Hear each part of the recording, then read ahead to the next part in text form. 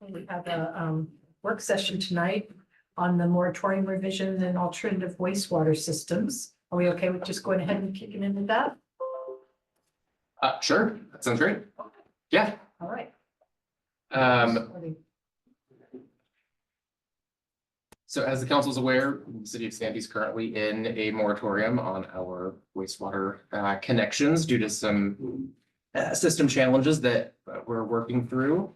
And so tonight we have a discussion around moratorium revisions. Moratorium 4.0 is what we're calling it, as well as some alternative wastewater treatment solutions. And I will turn it over to Josh Soper to dive in. Thank you. So yeah, as Tyler said, there's really two separate but related topics for this work session. Unless anyone feels otherwise, I'll start with the moratorium revisions and then we can go into the alternative wastewater system concept. For the moratorium revisions, these are the revisions that were prepared by staff based on changed circumstances and lessons learned from implementing the moratorium up until this point. And the recommended changes can be broadly categorized into 4 different buckets. One is that with moratorium 3.0, city established a program for allocating wastewater system capacity, or ERUs, to developers who had put in their land use applications before the moratorium went into place. That has run its course at this point, and so there's just a updating of the language to reflect the fact that that initial allocation is completed, but then keeping in place the part about failed septic systems, duplexes, and extensions of the ERUs that were already allocated. The second change category is to allow more flexibility in the ERU reassignment program, which is the one that allows somebody who has access to wastewater system capacity, either through those allocations we were just talking about, or through a property that already has development on it, to reassign those ERUs for a different project, either a different type of use on the same property or the same use on a different property. Or now there's a recommended change that would allow for economic development type developments on other properties to broaden that part of the development. And then to also clarify what constitutes a existing development for the purpose of determining that you have a property that has an existing development that you can use those areas for something else. The third change is to allow partitions in some limited circumstances and to put some control in that to ensure that if somebody does move forward with a partition, that the city has control to ensure that we don't have development to take place on those newly formed parcels without associated ERUs. And then just some general, fourth one is just general minor housekeeping and language updates and clarifications. So I'll pause there in case we get questions about the moratorium piece, and then we can go into the wastewater alternatives. Can we talk about it in the 3 sections that you brought up? So the first one was? First one is updating the language to reflect essentially that the ERU allocation program is run towards. And the second one? More flexibility in the ERU reassignment program. Okay. I do have a question on the reassignment. So this is from one property to another, correct? It can be different Or use on within the the same property. property or to a different property. So if in the case of moving from one property to another, and as I read it, it looked like I could maybe take from a property that had already been developed, had a building on it. And I thought take it while the building's still there. Leaving a building that's what, so like, let's take the old Obama building. It's not used, it's empty. Can I reallocate those? So currently, under the existing language, it allows you to reassign only in that situation to a different land use on the same property. So say, for example, you had a residential structure. So you can change it. It could be to something different, but. If the zoning law. Right. The change would be to allow that to go to a different property only for commercial or industrial uses. Yeah, And- but in that case, what happens to the zombie building then? Right. So that is, Now you have a building that didn't get torn down, it's not, and can't be used, but still physically connected to the sewers. it's still physically there. There would be a deed restriction that would prevent it from being able to connect in the future. But yes, that is, That seems like, it seems a little loose, seems like we should clarify that somewhere. I don't think. What do you we- mean? Well, if the building were torn down, Mhm. I think it would be one case, but if the building's still there, should I be able to reallocate those areas? I don't know if I should. Sure, because then you've got just a Zombie vacant, you've got a long-term vacant building, right? Yeah, Even though we've had a long-term vacant building. yeah, but now it's vacant and has no use, and now somebody's on the hook to take it down. I don't disagree. Yeah, I think the genesis of the concept was, it's already a long-term vacant building. Yeah, If we're not gonna do something there, let's at least use that area to do something somewhere else. But I know what you're saying about, then it's guaranteed to continue to be a. right, if we're creating a commodity that now has a tangible value associated with it, I would like to incent the right behavior. So somebody wants to tear down a derelict zombie building so that they can have an ERU and move it. I is that guess I'm more something that we could interested in incentivize? Hmm? Is that something we could incentivize? I don't know, haven't thought about incentivizing, I'm just thinking in terms of these ERUs, depending on how long this goes, the value of them are going to go up. At some point, potentially, just hypothetically, it could pencil out that it's worthwhile for somebody to buy a vacant property, tear down a building and reassign those ERUs. So point of clarification, because you guys are kind of talking two different things. One is that one building you just mentioned, you know, those ERUs associated with that. And then the other part of that is the additional development of that site. Not really. If they were Which- going to do something on that site. I'm just trying to kind of I'm not- clarify no, which one you're talking Yeah, about, I'm the not- existing building or the new Nah, development? I'm not worried about redoing something new on that site with those 4 or 6 or whatever ERUs it already had. That I think is So easy. you're talking about the existing ones at the existing building? So let's say you want to do some development somewhere else, somewhere other part of town, it's industrial, commercial, you can't get enough ERUs, but. Hey, I need them desperate enough, I'm willing to buy that property, tear it down, so I can transfer the ERUs to my subdivision. Or my whatever, it would have to be next to, sorry, subdivisions. And so that goes back to also the whole buildings that do we know some of these buildings that have not been developed, you know, have not had any businesses or anything, have they kind of, are they paying their bill, their water and sewer bill every month, or have they had their meter pulled or anything like that? Do we know? That's a great question. So how the code works, which I think you're probably familiar with to some degree, is if the utility billing account has been inactive for over a year, then the meter is taken out and they don't have an ERU essentially at that point. Right, okay. I don't know, because I don't oversee utility building, so I don't know if there's a few of these zombie buildings out there that haven't paid and we haven't taken the meter out. We'd have to look into that further to get an answer to you on that. But I do know there's been several in town that people didn't pay and we did take the meter out, so. So let me clarify, now I'm confused, so if my hypothetical old La Bamba building hasn't paid its bill, meter's gone, they have no ERU? That would be correct. If So- they've been paying their minimum utility bill this time, then how the code works is you, in Title 13, is you still would have your use. Which is like the base fees, because you're not using any Correct. volume. That's it's just You're paying the base fee. Correct. I guess I want to clarify what we mean by when I say they don't have an ERU. Yeah. Yeah, please. Because you said something later about. Right, I'm SDC charge. curious what Kelly means when he said they don't have an ERU. Any- They do not have any capacity any longer because how the code, what the code says, Title 13, is that once you don't pay your utility bill for over a year, we remove the meter and you have to pay all SDCs before reestablishing the meter.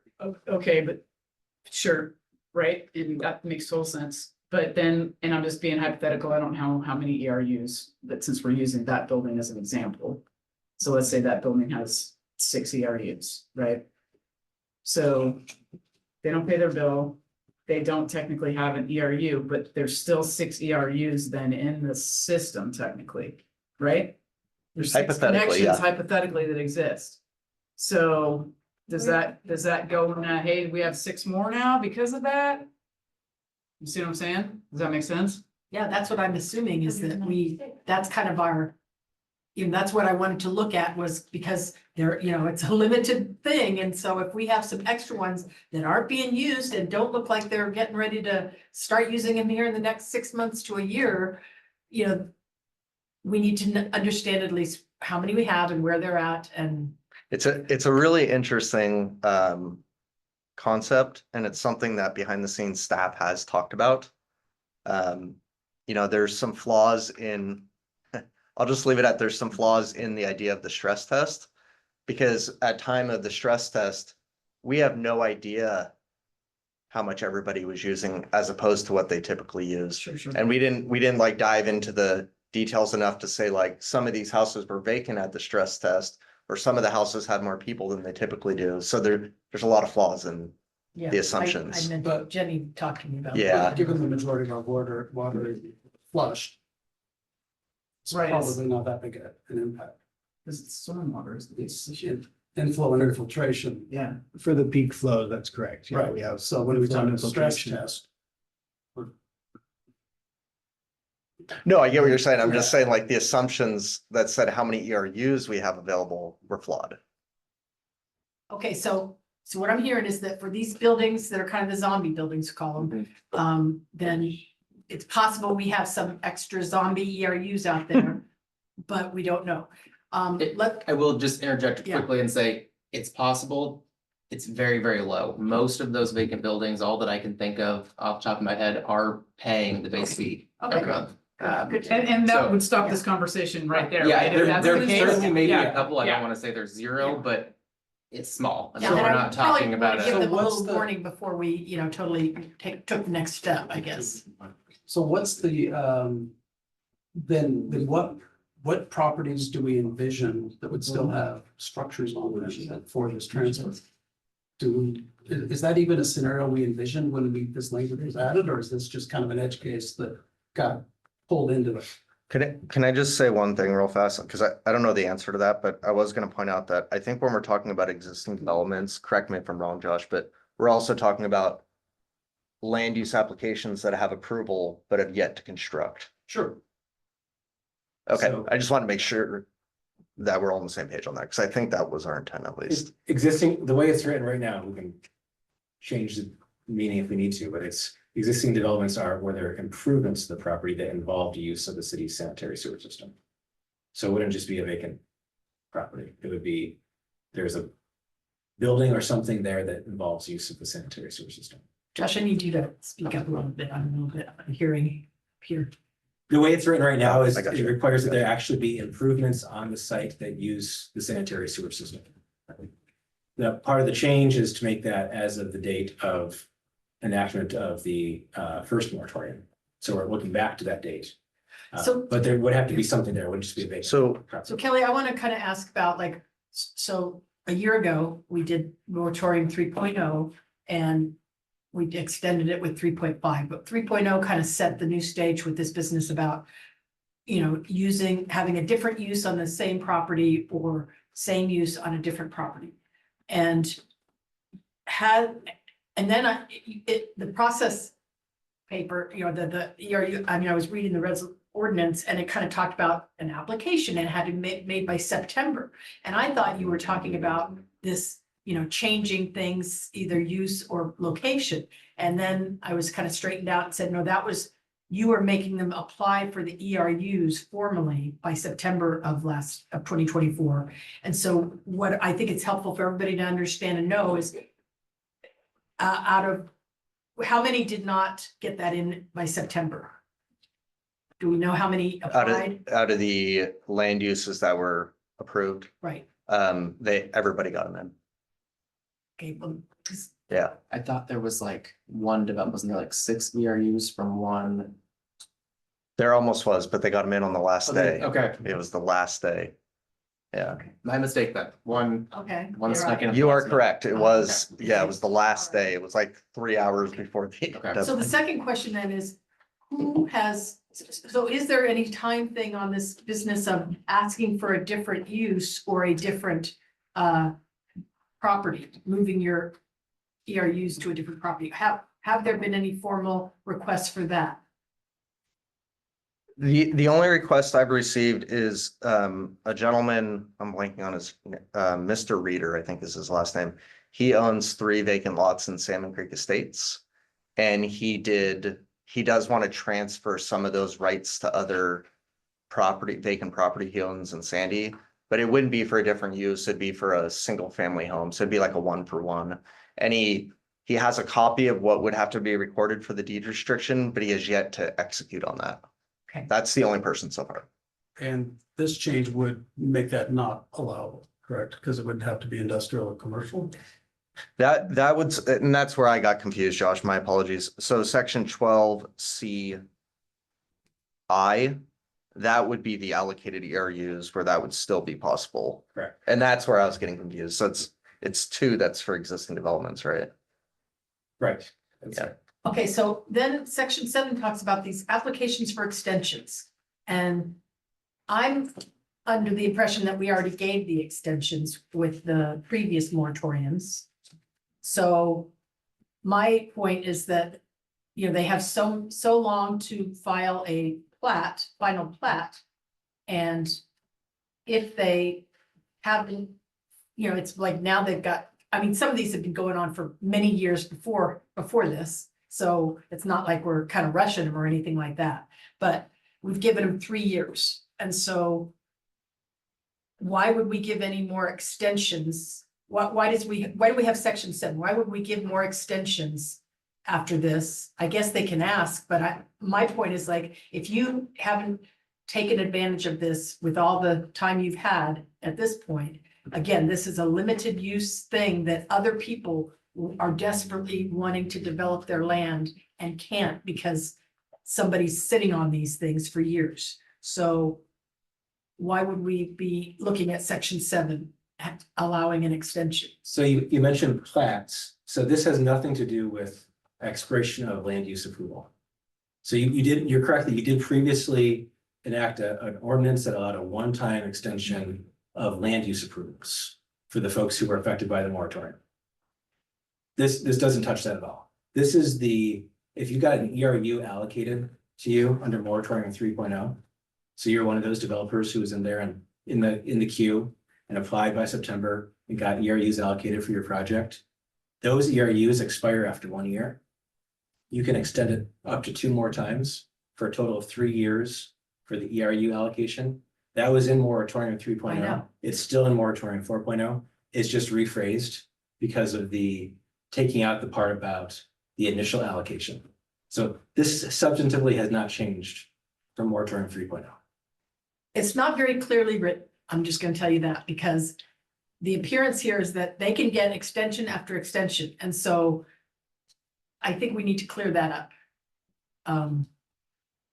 Because technically, if they have what I don't know what you sent them in the letter form, but I imagine you said they've got 1 year to do it and they can go request for 2 additional extensions. So they're thinking, they've got 3 years or whatever.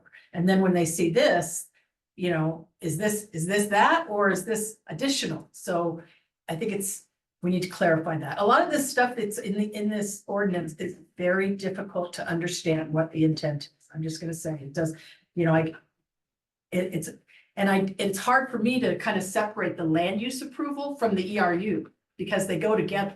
If you're not developing the land, under the requirements to have the final plat, then how can you, if you don't meet those deadlines, then how can you have? You've got 2 different ERUs? things that you gotta have valid to move forward with your development. You gotta have valid land use approval. You gotta have ERUs. You gotta have both of them. Right, but don't they have to have the same deadlines? No. Well, if your final plat approval deadline has passed, but you have an ERU, how are you able to You can't, proceed? you gotta have both. What, You you have to gotta have have them both. both. Yeah. And if, but again, If you have one without the other, You have nothing. you got nothing. Mhm. And just to clarify, in the land use extension ordinance that you guys passed last May, it does sunset per the ordinance, and that will sunset on, I just looked this morning, it sunsets on May 8th of this year. So anybody that, there's only a few developments that could even potentially apply at this point. And we've already given them fair warning. And so if they choose not to apply by May 8th, then they cannot seek an extension through that ordinance any longer for the ERU or for the for the Land land use. use. For the land use, yeah. So it does sunset in about a month and a half, just so you're aware. And just to, for the last thing, middle of page 10 is where it clarifies 2 extensions total, maximum 3 years. But we don't have any, yeah. We don't have anything about the land use extension stuff in here, Moratorium right? has nothing to do with the land use extensions. But we've already said that if you don't have both, then, you know, I'm trying to make this easier for developers to not, you know, miss the deadline and having some sort of a spreadsheet for me to understand, well, you know, here's who's got what for extensions for ERUs and for other things. It just becomes a little, And Kelly sent Difficult out that spreadsheet, was it earlier today? That lists I believe so, for yeah. each development, their land use approval and their ERUs. what about them? Kelly sent us out a spreadsheet, I believe it was earlier today, that lists each development, Yes, their ERUs and their land use approval. Yeah. Last time we kind of talked about this, there were some individuals who were struggling to get loans because of the wording. Did we clear that up? And so that's not a hiccup for people now? Have you heard anybody saying that they're struggling getting? That's a very complex question. Fair. Counselor. I have not, since moratorium 3.0, I have not had any complaints that our resolutions or ordinances are making it harder to get loans. I think there's a lot of other stuff going on in the world Absolutely. that I won't yeah. talk to, but I think Yeah. that's making it hard to get Yeah, loans. but as long as you haven't heard. as I have long not as heard we- any- We clarified the language Correct. enough that we aren't the hiccup in their. I have not heard otherwise. Yeah, Okay. that's correct. Good. Couple housekeeping things on section 10A and section 6. There's references to below. I'd love to see those explicit to know what sections the below actually applies to. I think 10A is probably means 10B, so it's within the section, but section 6 ends the section with the word below, so I have no idea if that's just 7 or carries on below that. Okay, Thanks. Counselor, did you get your initial question answered? We went back and forth. and I'm What not I sure if ended you- up with, let me restate it and see if I understood. Okay. So what I understand then is if I am transferring an ERU, from one property to another, and I'm changing the usage, so I'm going from commercial to industrial or whatever, then I can do that with the appropriate deeds, restrictions added to the property. But there's no provision to demo or destroy anything that might be on that property, and there could be something on that property. Right, that's as worded now. So I'm in favor of adding a clause to suggest that in that circumstance, the property would have to be destroyed as part of that transfer. So that we don't get left with even harder to sell properties. Is that legal? I mean, it's a voluntary program. Well, you could just, can we just rephrase it to say, to only be undeveloped properties? How would you rephrase it, Well, the prerequisite is that it be a developed property. Yeah, so, but developer, For that subsection, it's somebody who had a building that could have had sewer flows, they could turn the sewer on, start flushing the toilets anytime.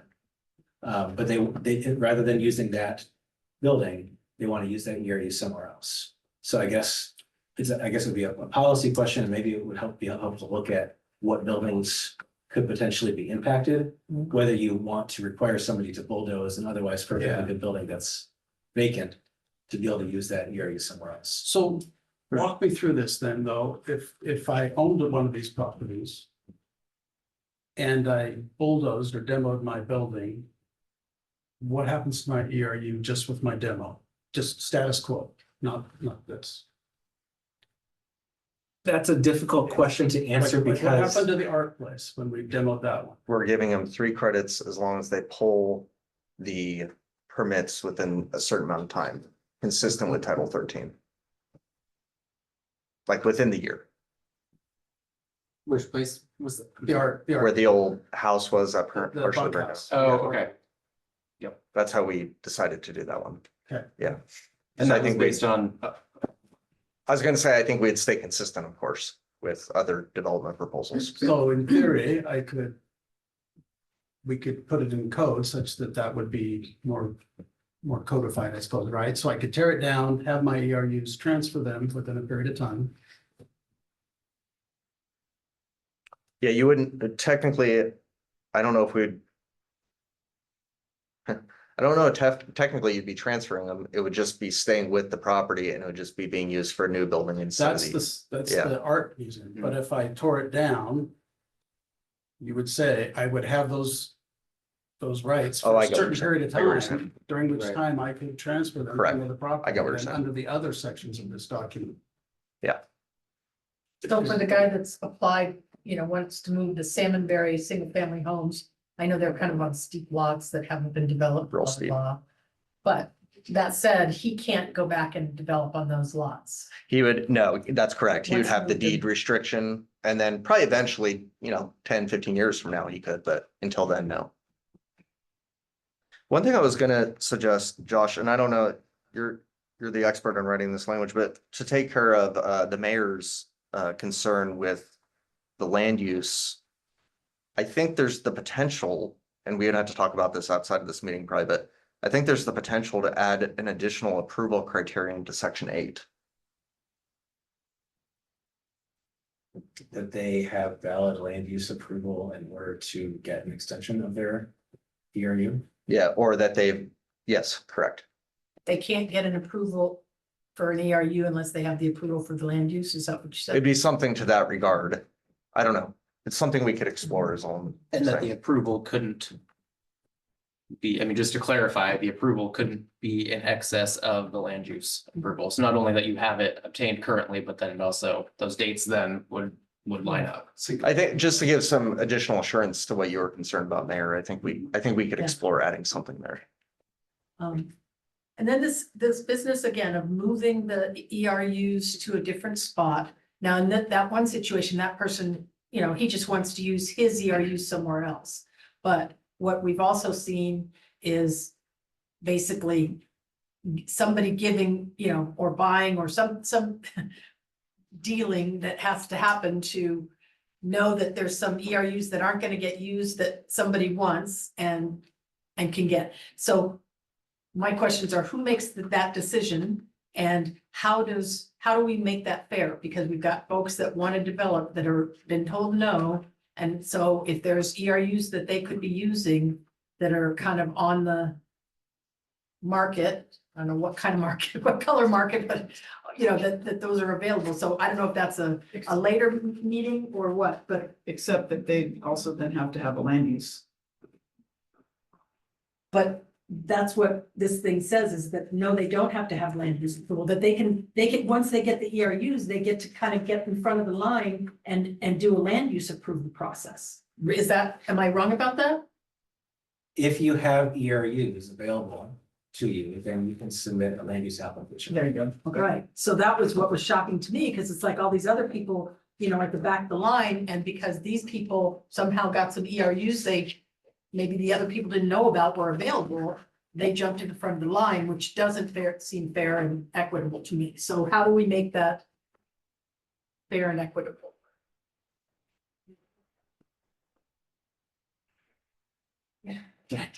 Think about that. Can I ask you a Yeah. clarifying question? because it goes to that point. I was gonna bring that up in that same section. Because we've been talking about if one landowner has property that they're developing someplace else and then they just transfer what I would call internally to themselves. But you get to a point where you have two different developers that make an agreement and say, well, I'm not gonna build here, so I'll sell you my ERUs. And then, but I ask, how, does the city, who owns the ERUs? Right.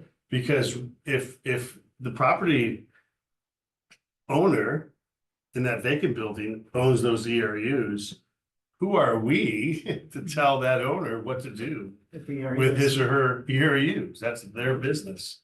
They can do what they want with them, and should we be limiting what happens with that? In one sense.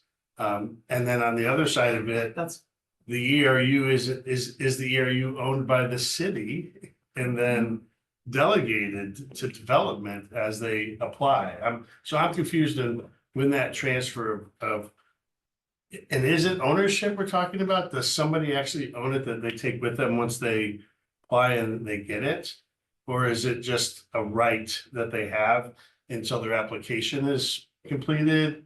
How does possession work for an ERU? And is it like the water meter itself? I mean, the water meter's at this location, at this address, for this much, this size and this much use.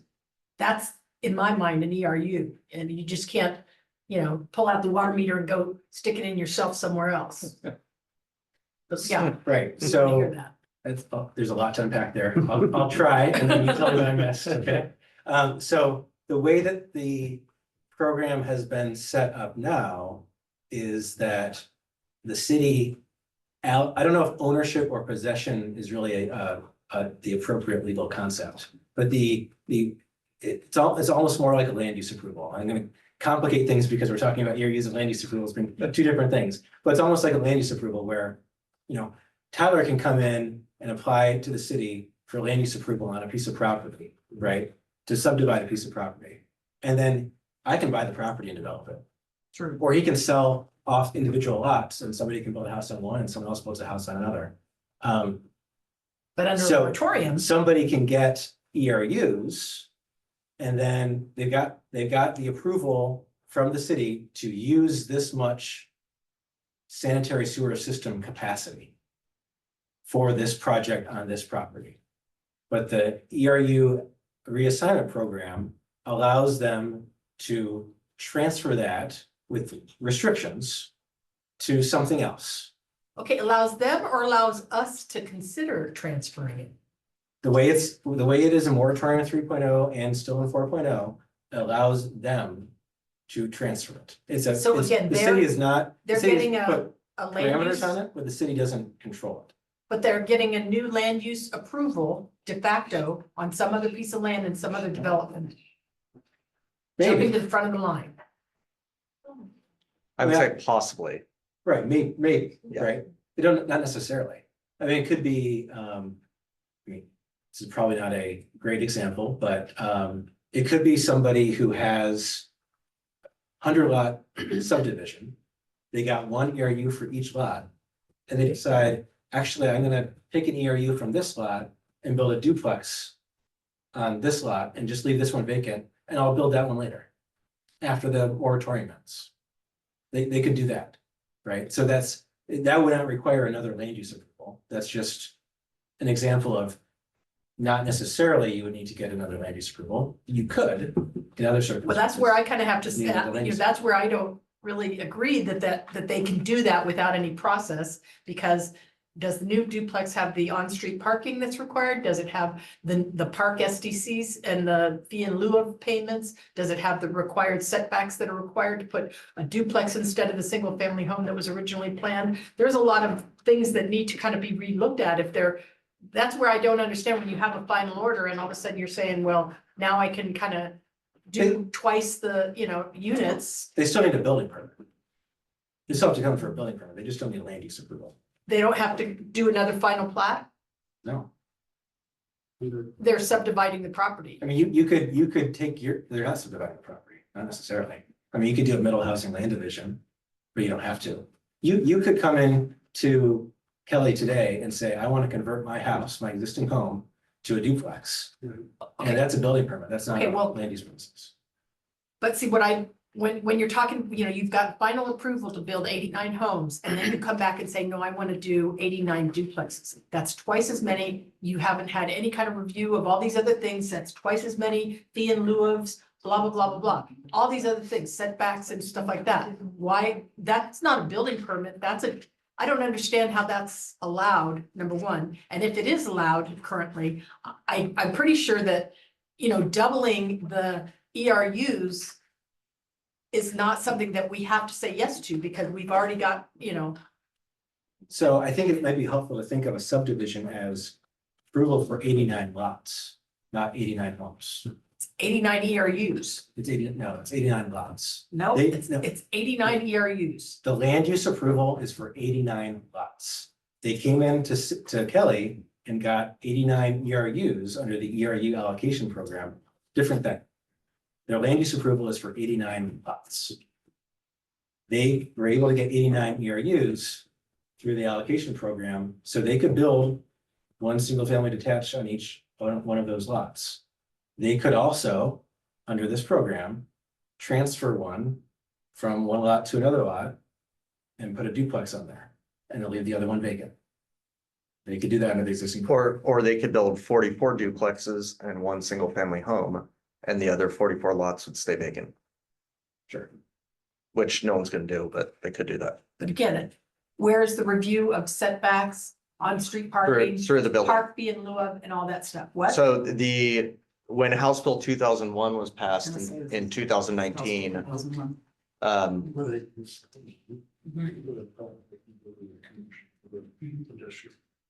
So when House Bill 2001 was passed in 2019, one of the stipulations in that bill was that we can't require any more parking on street or off street for a duplex than we currently require for a single family home. And a lot of planners like myself don't necessarily agree with that stipulation, but that was what was in the bill. And then the rest of the stuff like setbacks and everything else and SDCs and everything are all reviewed and analyzed at time of building permit.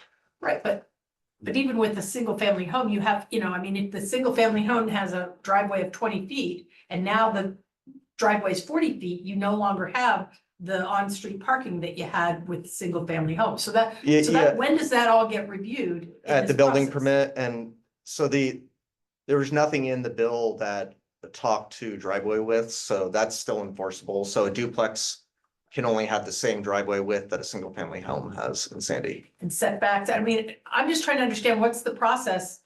Because it's not just issue them a building permit, you have, again, the SDC. It's a building permit Fee in with, lieu of it's a building permit, setbacks. and during that, we do a full exhaustive land use review. So we look at their site plan, we look at their elevations. A land use review. No. It's like a full land use review of that lot, but it's just done through a building permit. And that's how I don't know of a city in Oregon that doesn't do it that way. Yeah, I don't know that you could do it. It would be too another onerous way. otherwise, yeah. You have to use the same, under state law, you have to use the same review process for a duplex or a single family home. So if there's a lot and someone can come and get a building permit to build a single family home, they can also just come in to get a building permit to build a duplex. Yeah. You're reviewing at the time of that building permit for things like setbacks and the other Yeah. issues that you talked about. Right, SDCs. what's frustrating me is when we go through all this time and effort and public process to do a final order in planning process, which takes a long time and a lot of work. And then you're telling me that they can kind of come in and say, you know what, change my mind, totally different plan. Yeah, I There's think- no process. I think again, the helpful thing to think about, if someone is coming in for a subdivision, what they are seeking approval for is X number of lots.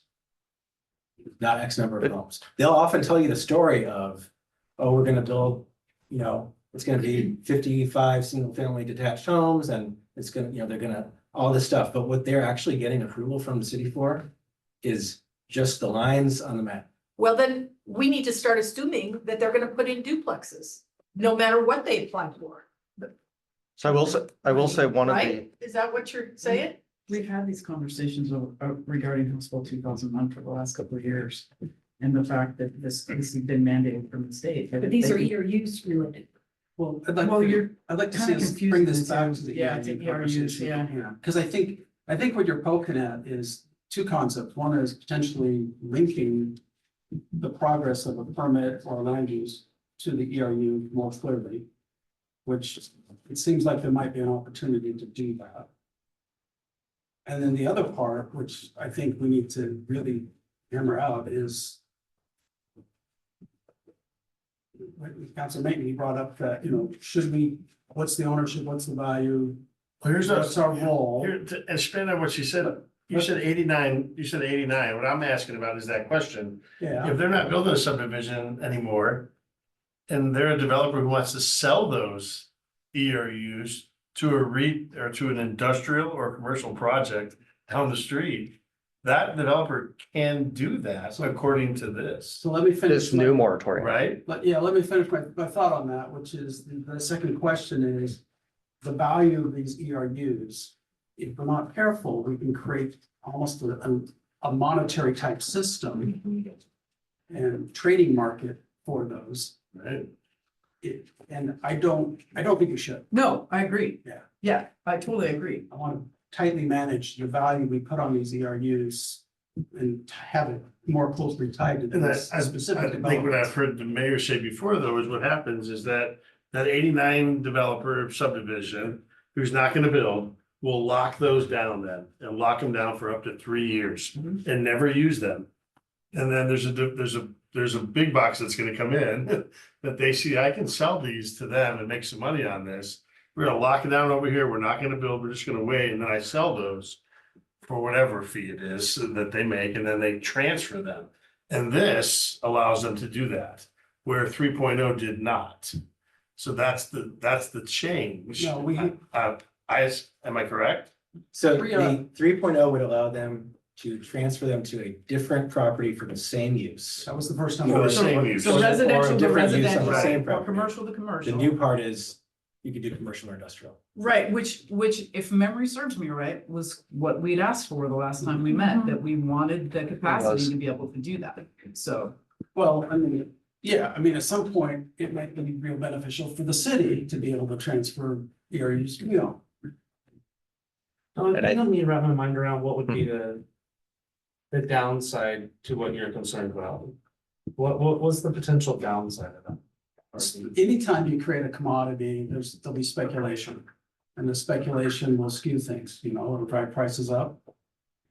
In this case, for a time frame, right? Until this program, I mean, this isn't a forever program. I would agree if this was We're talking. forever, but Up to 10 potentially years. for 10 years, right? Let's call it a decade. Maybe sooner, maybe not, but I'm just curious, like, if said developer has. I don't know. 10 ERUs. And there's a business or whatever that wants them. I'm just trying to understand what the downside would be to them selling that off. Because it would be a total business decision on the other end. Does the factor that I gotta pay X for this make me my profit that I need to make whatever my project is profitable, right? So I'm just trying to wrap my mind around the concern of the downside.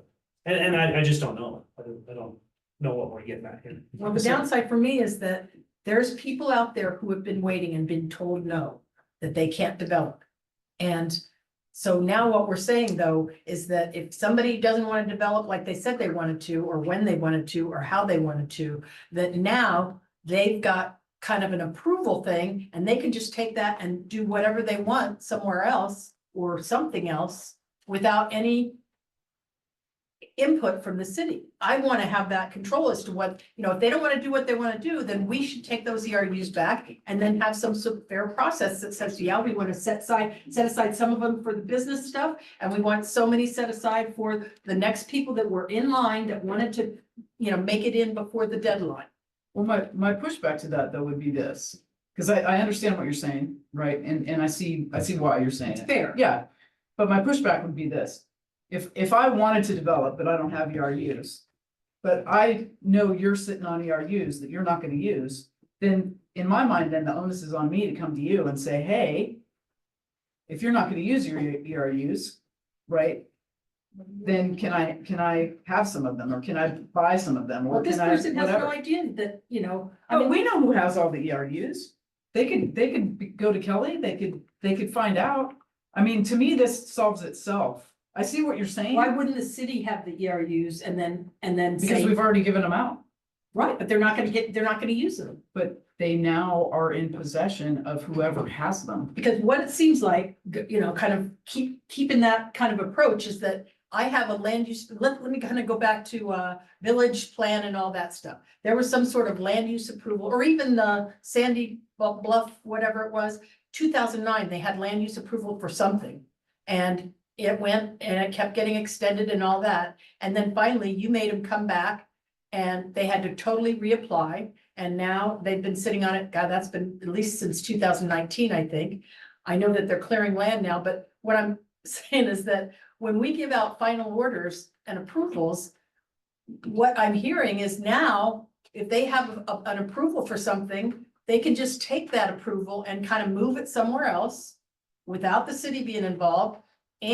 Or they can just change the use to something else and somewhere, I guess, somewhere, no, same property, no, the commercial, you know, changing Yeah, the but residential, they can move it also, they can change it to something else. So it'd only be able to move from, say that subdivision that you're talking about, I think it's Sandy Woods. They can move it and say, sell it to a Lowe's and a Costco, because that'd probably be about the equivalent of ERUs. And through moratorium 4.0, they could do that. Through moratorium 3.0, they cannot. And one thing I do want to reiterate that I think is being lost just a little bit is we do still have quite a bit of control. They still have to get the deed restriction in place and we have to approve that before it's recorded.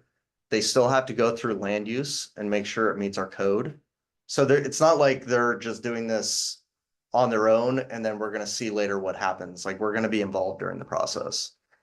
And also, in reality, if we didn't have a moratorium, you know, we weren't discussing, you know, the high value of these ERUs. If I was a developer and I own 25 properties in this town, I could develop them at whatever pace and speed and wherever I wanted to.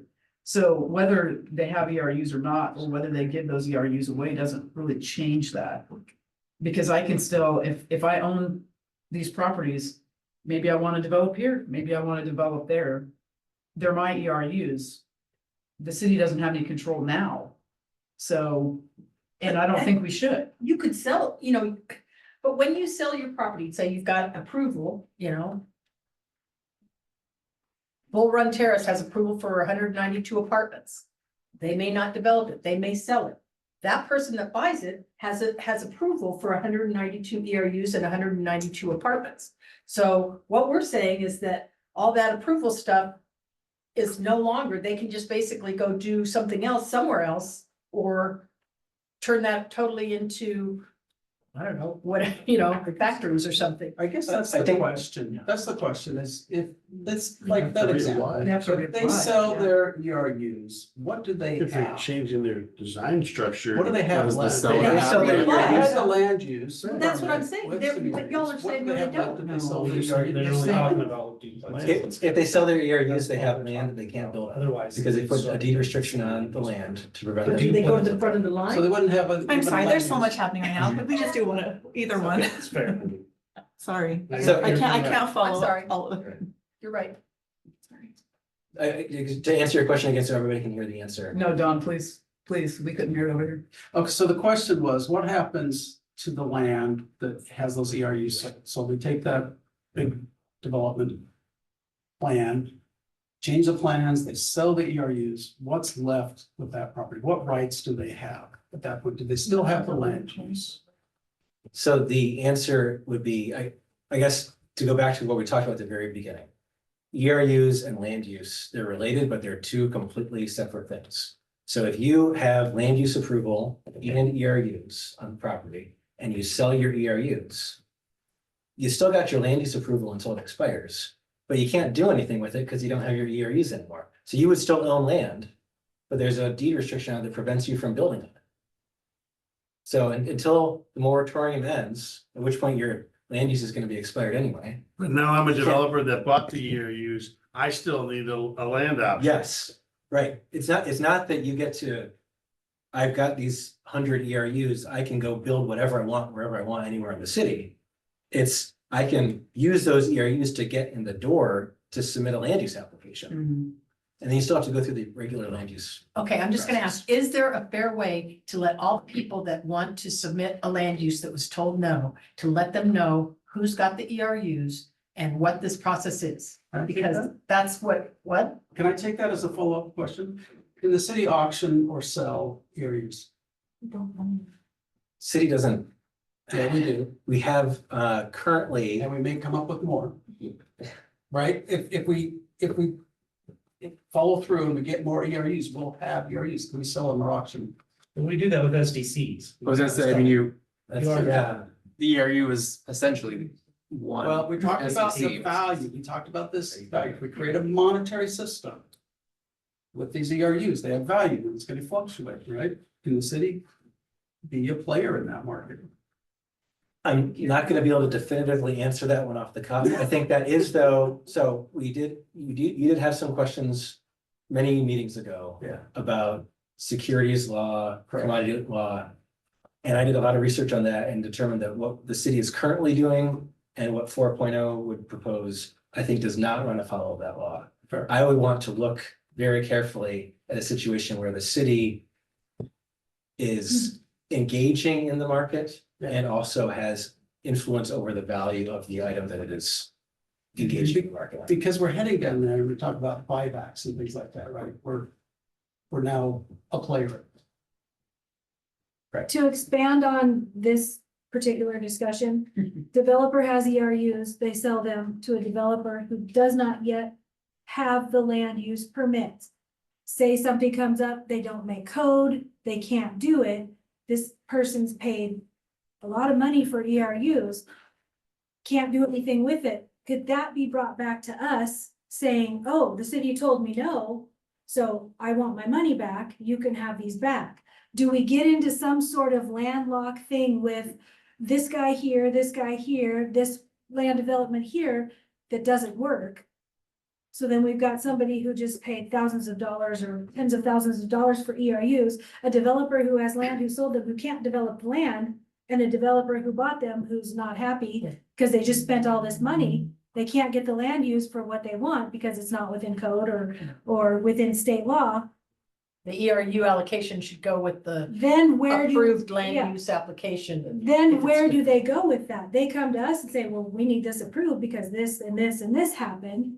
It just seems like there could be a really tornado of really bad things.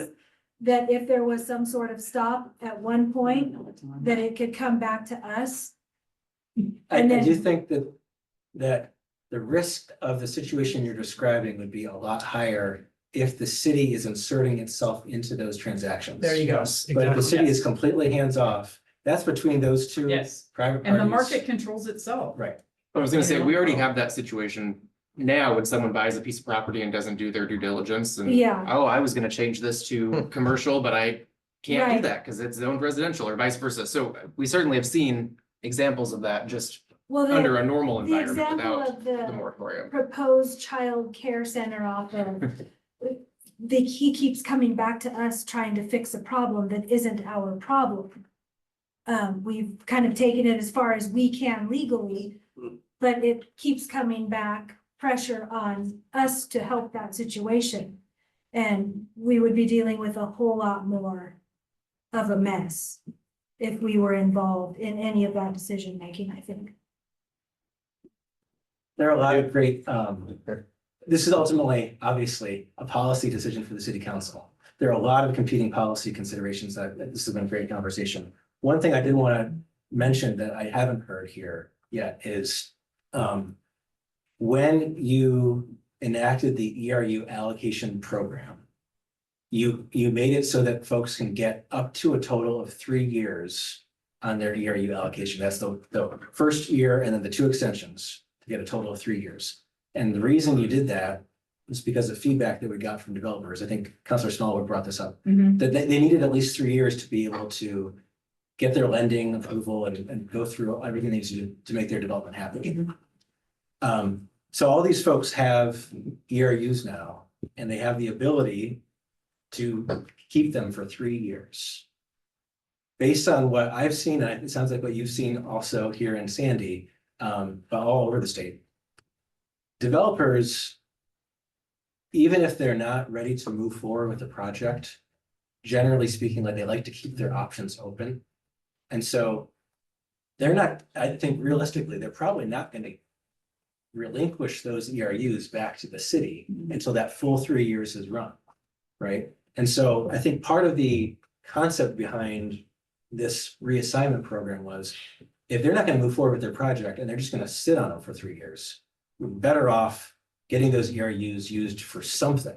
And maybe this isn't the best way to accomplish it, but I think the concern was exactly what the mayor's been talking about is someone's just gonna sit on these for 3 years and nobody benefits from that. So let's incentivize them in some way to get those ERUs used. Okay, that, but I just want to make sure that the folks who have been waiting in line are able to kind of get, you know, if you're get connected or somehow have the inventory or the spreadsheet of like, here's who's got the ERUs. If you want to try to get them from somebody who's, you know, otherwise going to sit on them and somehow do something. I just want to make sure those folks, because I know some of those folks, and I think it's, you know, would be very unfair if all this backroom dealing with, you know, between developers happened and those folks were left out in the cold. It's just not fair. Can I ask one thing? So I'm looking at some of these dates and some of them are, you know, the expiration date is coming up in 2025 sometime this year. So to Kathleen's point, a little bit about fairness and all of that. You know, what is the plan for these ERUs if something expires and all of a sudden they were to be free again? Do we have this magical queue out there where you were number 36 out of 35 and so you're next up in the queue? Or is it gonna be like a race to the door to see who gets their application in first? And the reason I'm asking that question is it almost kind of seems in my brain as I sit here and really think about this, the allowing the developer to sell these off may actually take that alleviation from us of having to sort out that issue down the road and allow them to recoup some of their costs that they put into it there. Sure. And in some ways, let the market kind of drive the fairness of it. Is some of my process how I get there? Because I don't know what our process is for the next step that seems, as I look at this, is coming up quickly for some of these. That's a fantastic question. You've been talking about that. The city is at some point in one way or another in the future going to have a pool of ERUs, most likely have a pool of ERUs to figure out what to do with. Either that we're going to get the 190 more ERUs that we're waiting for from EP and DEQ based on some additional work that's being done, or some of these are going to just expire and come back to the city. And there are a number of different ways that the city can approach that. That's going to be another, I'm sure, robust policy conversation. I think that's probably moratorium 5.0 is some sort of a methodology in the moratorium for, is it first come, first serve? Is it picking winners and losers? Is it allocating, you know, X number for economic development and X number for residential? There's a lot of different ways to do that. There's not really any, unfortunately, any precedent of anyone who's done anything quite like that in the state. There's limited governing law. Moratorium statutes say that you have to basically allocate capacity in a way that facilitates housing and economic development as much as possible. And that's the extent of the guidance that we'll get under the statutes. So there will need to be, I assume, some sort of program rather than just a free-for-all. But we've been doing some background research on what that could look like, but that's a future conversation. Thanks, Rich. I think that helped me understand your question a little better. I like that scenario. That scenario makes sense to me. The scenario that scares me is a more speculative one where things are immediately bought up, immediately sold, and we have these middlemen now that are profiting because they were more timely than someone else potentially. One way to slow that down would be to put a minimum time period for holding an ERU so that the speculator has to be more long-lived, you know. If we put a year on a 3-year, you know, you can't sell it for less, you know, we won't do a deed transfer for somebody who's owned it for less than a year. That would slow down, but I think it would still enable the situations that you're talking about. Why don't you just, I mean, that's a good point. Why don't you just make it that it's a one-time transfer? Or ERU, well, that's limiting too, because you could still, I think Rich's scenario could play out more than once. depending on- It could, but it gets rid of the speculative idea. It's like if you buy it, now can you only own it. Transfer it one time. Yeah, You better be careful who you transfer it to. and you better be careful if you're gonna buy it, that you're gonna actually use it. So then you get rid of, I'm open to that. you get rid of the land bank idea, which I think is your concern. The second point I just wanted to make in terms of that 5.0, that's why I brought up the question of the auction. At some point, we will have things. We do have to figure out what's fair and how to get them out there so that in an equitable way. Maybe it's an auction, maybe it's put your number in a hat, we draw it randomly and they're free. I don't, that's where that comment was coming from. We have one question from the audience. Yeah, I just said, if, as you said, Rich, it's about to expire, so there's say a year left or a year and a half left on their owning that ERU. The person that buys them from them, if they don't give an extension of 3 more years, they have to build and use it within that year and a half that's left. They just pick up where that 3 years left off, they don't get more time. So if you're buying something from someone, there's 8 months left on that thing, you better be ready to break ground and have an approval, or you've wasted money. Is that true, the way it's written right now, guys? It's certainly the intention. I'm pulling up the language to make sure that's. That was the Intention. intention. The intention. So, see, then that's just another safety that's It in is there another too, safety, right? okay. So. Anyway, Go ahead. I was just gonna say. in the interest of time. Yeah, I was gonna say, Yeah. it's 7 o'clock, and so we're supposed to have an executive session right after this. Is it possible do we want to put that at the end of the meeting? Is that gonna cramp your style, Josh, or what's the suggestion? What would people like to do as far as that? So we Kelly, do still have Septic. alternative Yeah. wastewater systems. I'm fine with, I can stick around if you want to do the We have executive. a session. Can I- question from the audience. Can I ask one point of clarification, Mayor? Go ahead. So one thing I just want to remind everybody of before we go to alternative wastewater, before more questions, just to remind you, I think Josh put this information in here. The current moratorium is going to expire on June 3rd. And per state law, we have to get a notice to DLCD by April 18th, so about a month from today, if we want to move forward with moratorium 4.0. So I think we would need some sort of, and if you choose not to at this point, what we'd be then doing is bringing back a second extension to moratorium 3.0, and the notice deadlines for DLCD are not as robust. It's only 2 weeks, 14 days instead. So we would need some guidance on, do you want us to prepare When does 3.5 expire? June 3rd? I'm fine with this. Let me answer your question too earlier, Mayor. We didn't advertise the regular meeting to start until 7:30, so we've got Okay. time. We're Okay, I'm not, sorry. no Okay, one's that's style good. is Thank you for being clarifying cramped. that. Okay, And so. to answer the other questions, or answer questions, yes, the language in moratorium 4.0 is not to exceed 3 years from the date of original issuance of the ERU allocation. So you don't get to go beyond that. It's 3 years maximum from the day Kelly first issued it. I took a support. Mayor, there's a hand raised from. Oh, I'm sorry. Hi. So mine kind of ties into this. We represent the Miller property, him and I, and that's 14 acres behind the Mart. And we just lost the sale of someone that was gonna come in and do a headquarters of probably about a $500 million company. And because of the moratorium, right, we were told that we couldn't do a temporary septic, right? There's plenty enough room for it. So those people have went, they've already located another property. There's another person looking at it right now. They probably have about 10 employees. And the Millers were under the impression that by bringing in Bell Road, the whole length of that sewer is abutting against their property line. What we're asking is there a way that there's like some type of amendment or something that says that if we are allowed to do a septic tank, and when these come online, these ERUs, that they would have to connect to the sewer at the cost of the buyer? Is that something that's even possible? Because I know I hear you guys talking about growth for big box stores or this or that. Is there something that in the meantime where there is that room for septic for that limited amount of employees? Well, I'm not sure what you're proposing to build, so we don't know what that is. I think we're gonna talk about that. We're gonna talk about Yeah. it right now. Yeah, we're gonna talk about Let's just head alternative, into treatment things here in a minute.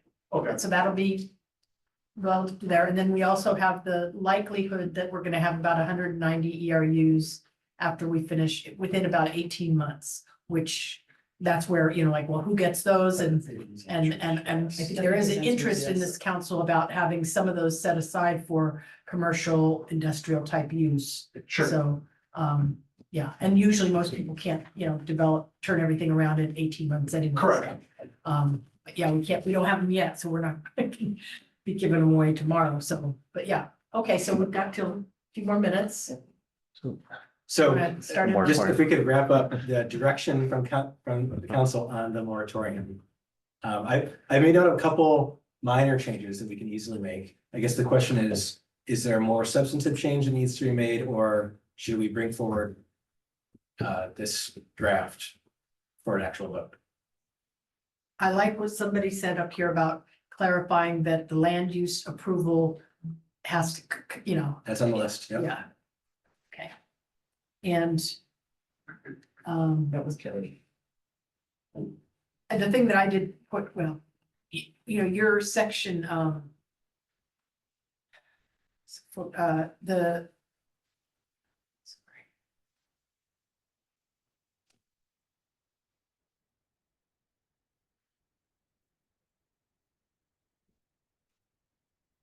Section 5B talks, you know, about that whole middle housing stuff. That has to do with a subdivision of the property.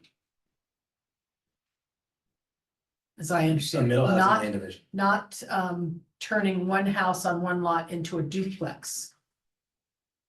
So a middle housing land division is when, so if there's a single lot, someone can build a duplex on it, right? And They that have to duplex can be. subdivide. I mean, I and- just looked up this They don't have ordinance to and it talked subdivide. about subdividing. That- So I'm just saying that that's where, I mean, I'll talk about it to you about it later, but I have a question, just, I mean, if your intent is to allow what you just said, the 100.50 talks about subdividing the property into 2 units, 2 lots. And so that's where if, you know, if those 2 things don't jive, I don't, I couldn't. I can answer that in just like 10 seconds. It's just that, state law allows for duplexes to be built on any lot where a single family detached home can be built, right? It also allows in the developer's discretion, if they want to do a middle housing land division to make that 2 separate lots Right, I know, yeah. in order to allow for separate ownership. But that's already a state law mandate that you have to allow those in order to encourage separate. You're saying a middle land division. And Middle so housing land division, right? So anywhere where a duplex can be, they can divide that I know that, property yeah. to allow for separate ownership of the 2 sides of the duplex. I'll bring it up there. I think the important thing there is that the middle housing land division doesn't change the number of ERUs. What's the actually use of it. constructed on the property is the number of ERUs. Right. Yeah. I want to test the first point I brought up, which is whether or not we want to be able to sell or transfer ERUs from properties that have buildings on them. I don't think we should. I think we should modify this to exclude properties that have buildings on them. I want to see if there's any support for that. Not from a vote, obviously, but if there is, then that kills the campus. That could come into a modification. Can you repeat the first part of that? You said about our ability to sell? Yeah, You're I don't talking think about- you should. Transfer, I you don't mean think to that's- transfer. You mean to transfer it. Thank you. Yeah. You should not be able to reassign an ERU from a property that has a building on it. I think that's. City owned, right? Even, No. even public, like La Bamba, we can't, they couldn't say, I want to build something over here. I You mean, can have my ERUs. if you're talking about a property like that, you're already talking about a distressed property. It just makes it more distressed. I'm not opposed to what you're saying though. And I'll drop my other concerns and That would, supportive. that would present limitations on other ERUs that exist within the city. That's my only. That that's my don't only have a problem. building on them currently, or land that doesn't have a building on it currently, but in theory had ERUs at the time the moratorium was implemented. Did I say that right? I have no I idea mean, what they you're had saying approved now. land. So There's no let's use the building now. Labamba building, Yeah, for but there's no example. building now, right? So that Yeah, but negates there- it from being part of that exception. That's what I mean, is that no building. Can we now. talk about this in executive Yeah, we session? should just talk So, about it. in exec we'll session. talk about this later. Yeah. Okay, there's more, There's more, to that. yeah. Yes. Okay, Fair enough, fair. thanks. Okay, let's talk about alternative treatment. Okay, Josh, does that give you your answer? I think so. Okay. We'll go with it. Clears all. All right, so that was the easy topic. Now on to the one I expected to be more complicated. But the 20 minutes we have left. So this is a continuation of previous discussions about this idea of having alternative wastewater systems. So something else to deal with the wastewater for a new development, to allow that development to happen while there aren't ERUs available on a temporary basis mostly, and then be able to connect into the system later on. And as we started trying to write up code language based on the prior discussions, we realized that there's a lot of moving pieces here, a lot of policy determinations to be made, and we needed some more direction. So I'm just gonna skip to the outline of the concept that we put together and walk through that. And we can just take questions as they come, if that's how you want to handle it. But essentially, what this would do is anybody who is able to get a permit approval for an alternative wastewater system would be able to then submit for land use application, because they would be exempt under the moratorium because they're not trying to connect to the sewer system. The process to get the approval for an alternative system is proposed to be a land use process, similar to what you currently do, your type 4 process. So somebody would submit an application and pay a fee. Planning and Public Works staff would review it, write a staff report with a recommendation. Planning Commission would hold a hearing on it and issue a recommendation to City Council. And then City Council would hold a hearing and make the final decision on whether to issue a permit to allow for one of these alternative systems.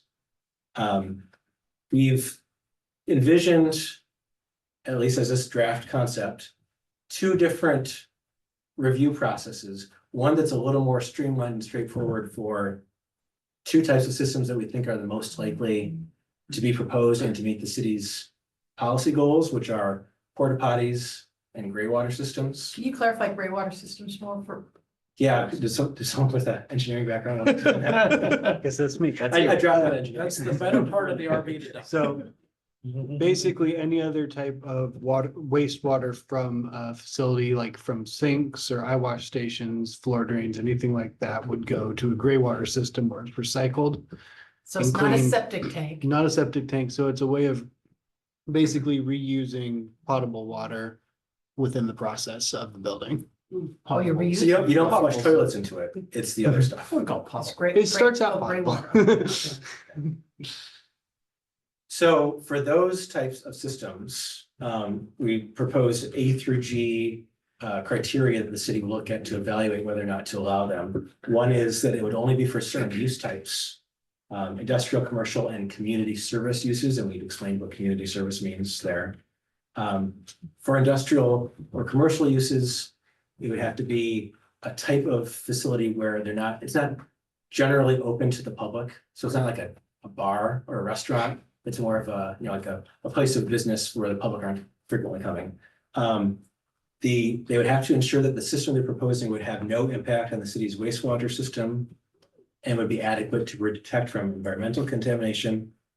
That if they are hauling waste from that system for disposal into a sewer system somewhere, that is outside of the city's public wastewater system. That the system is adequate for the volumes of water expected to be produced by the proposed use.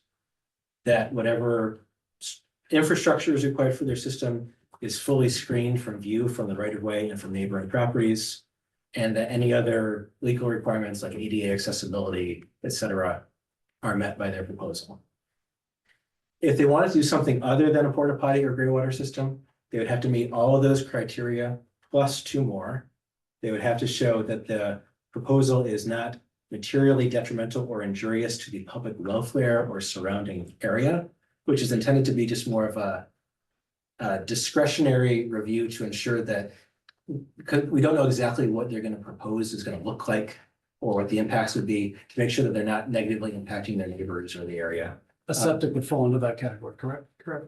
Yeah, Did you say septic? septic would fall Yeah. into the second. I was gonna category. thank you, because I was gonna ask that same question. Right. Yep. And then the second one would be that those could only be for specific types of uses that are identified as target industries in the city's economic development plan or otherwise meet the goals of the economic development plan. So basically a flexibility to allow for other types of systems if it's the kind of business that the city really wants to attract to the city. Then there is a list of another set of requirements that they would have to meet as a component of getting their permit for this type of system.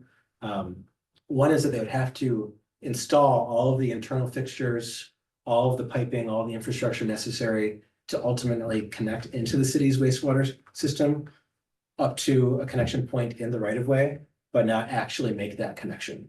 And that's to make it easier to ensure that connection happens when the time comes. The second would be that for porta potties specifically, the business owner has to remove the porta potties and connect to the sewer system within 90 days after the city tells them it's time to connect. For gray water systems, after discussing this with Public Works, they felt that actually those types of systems have long-term value to continue to be operated in the city. That's a good thing to have businesses doing regardless. So those could remain in place for the useful life of the system.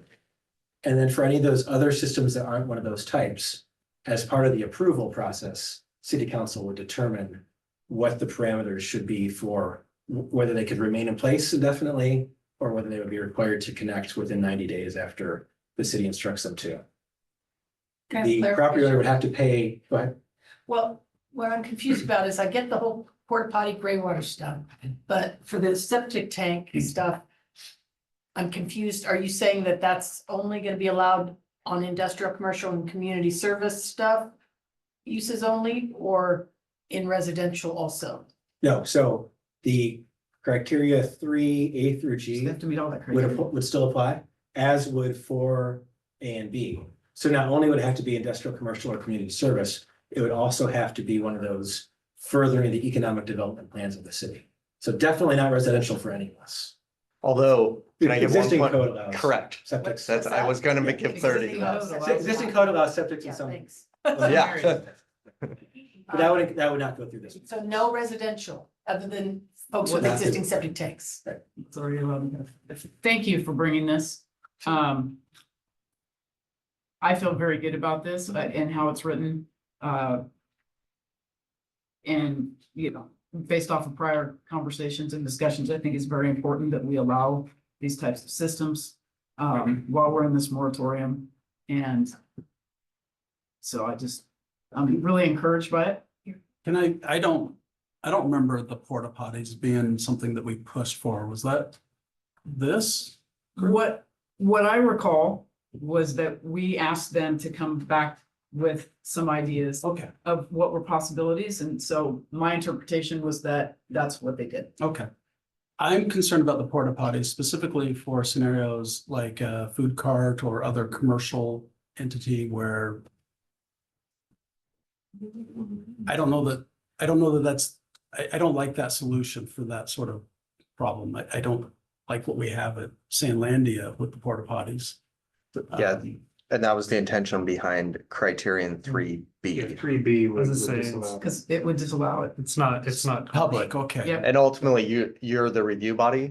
So if you feel like the use is too Well, public, And honestly, I'm even concerned about it for, let's say this metal workshop that the fabrication shop that comes in, you know, you're gonna put a couple outhouses outside in the middle of winter and cold snap. I thought they specifically were looking at a septic system. Well, I know, but this would allow Sure. that as a much cheaper But alternative. also remember, it has to go through planning commission Yeah, and it has to come.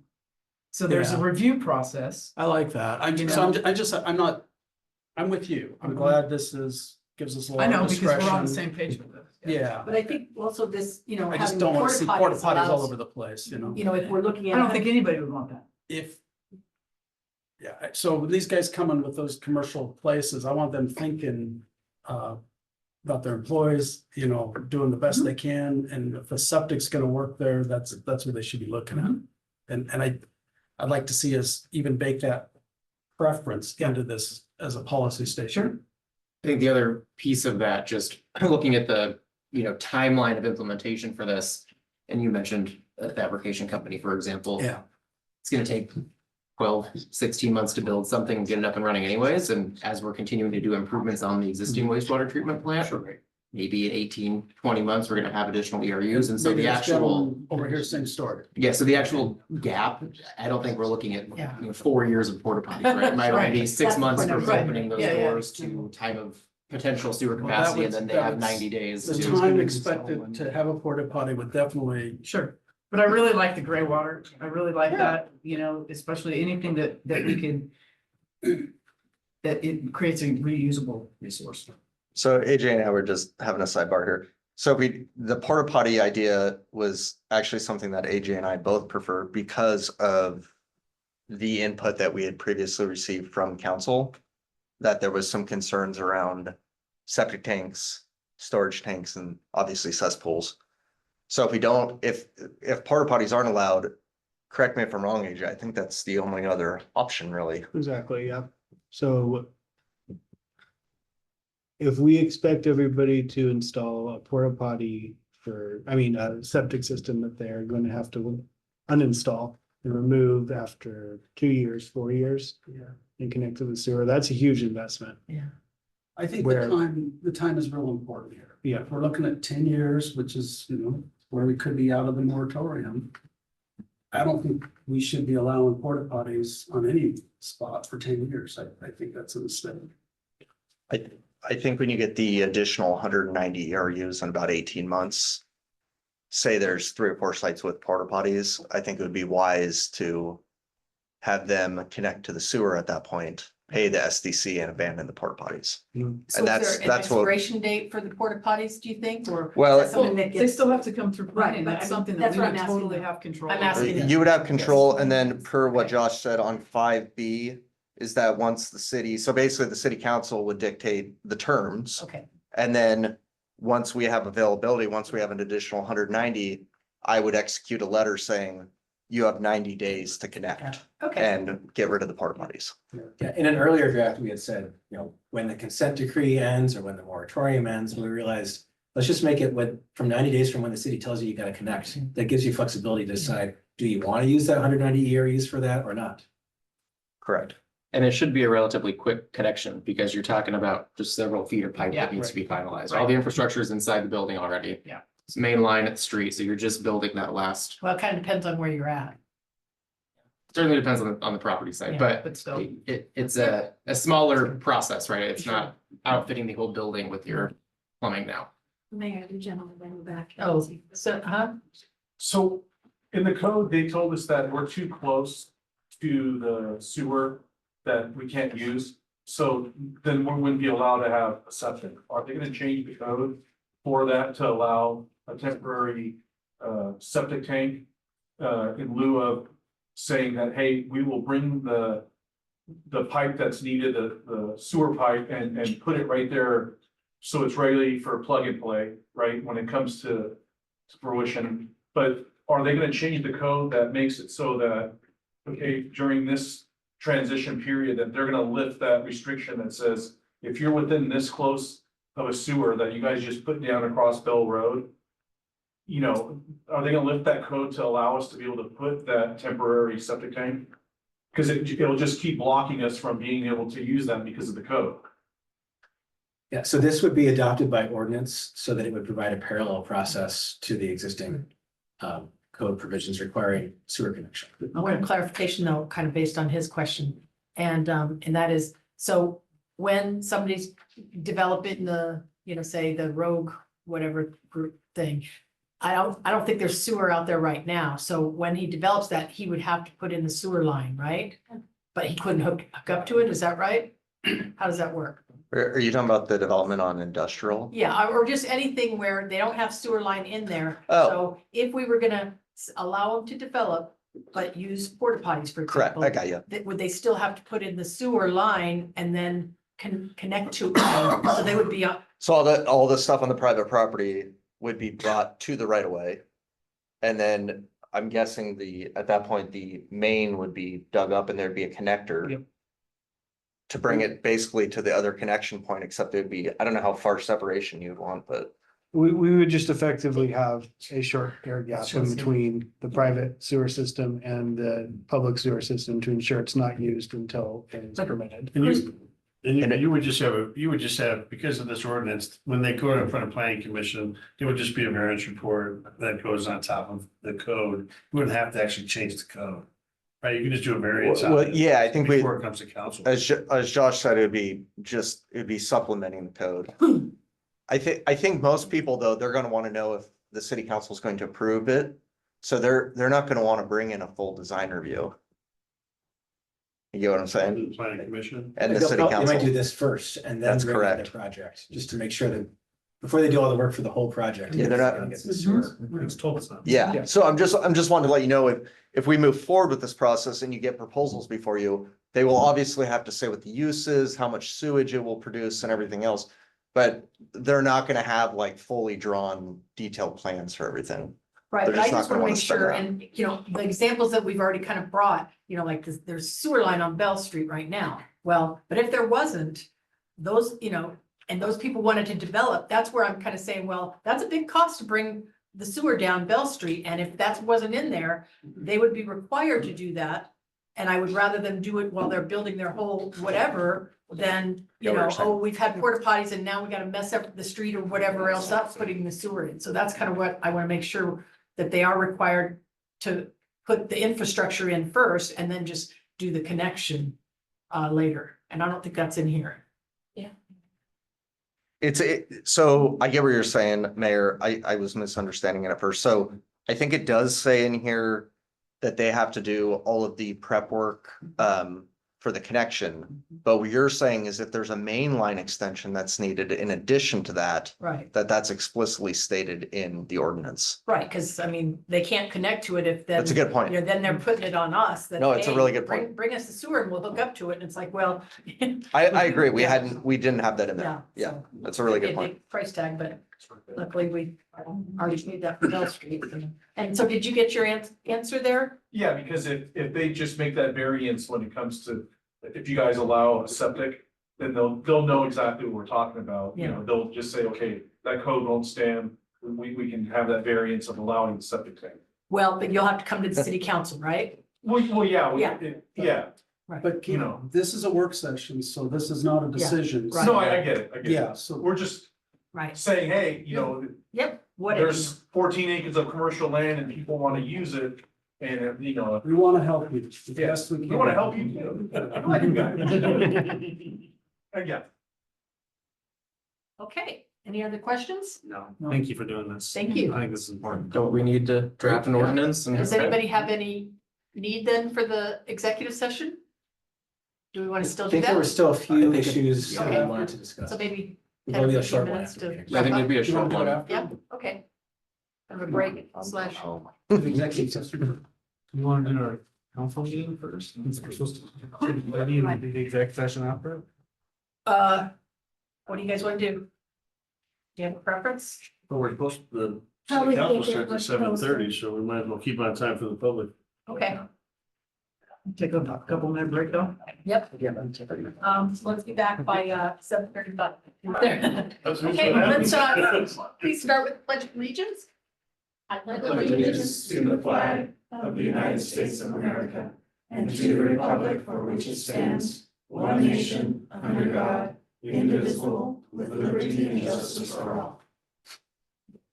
Okay, go to the agenda real quick. Let's do the roll call first, Jeff. Yes, Councilor Maiden. Present. Councilor Smallwood. Here. Councilor Sheldon. Here. Councilor Ramsayer. Here. Councilor Hanley. Here. Councilor Hoganson. Here. Mayor Walker. Here. Okay, the agenda has public comment at the beginning. In response to previous comments, we've got consent agenda with only the minutes from the last meeting. We have resolutions for the adopting a new water and wastewater SDCs, which is not setting the rates themselves, it's just the methodology. The new business we have has to do with budget committee appointments. and the local government grant for the Mining Park improvements and the city manager employment agreement update. And then finally, reports from the city manager. Are there any changes to the agenda? Hearing none, let's go ahead and get started. Okay, so do we have any public comments? Anybody would like to talk? No? And we had no signups online. Okay, very good. Hearing none, do we have any response to previous comments? None was provided at the last. Okay, all right. So I have the consent agenda and the meeting minutes from the March 3rd meeting. May I have a motion? I move to approve the consent agenda. I second. I have a motion from Counselor Hokinson and a second from Counselor Ramsayer to approve the consent agenda. All those in favor vote aye. Aye. Opposed? Motion passes.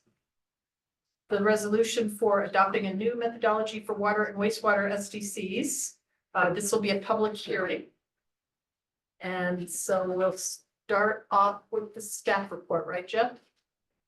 We have a couple of steps before that, Mayor. We just Okay, need to yeah, ask if there's okay, any yeah. abstentions Okay, or here we go. conflicts. I'm gonna open the public hearing with resolution number 2025-11. And the time that the hearing is being opened is 7:39. And I'm gonna call for any abstentions. Are there any abstentions to declare? Hearing none. Are there any conflicts of interest to declare?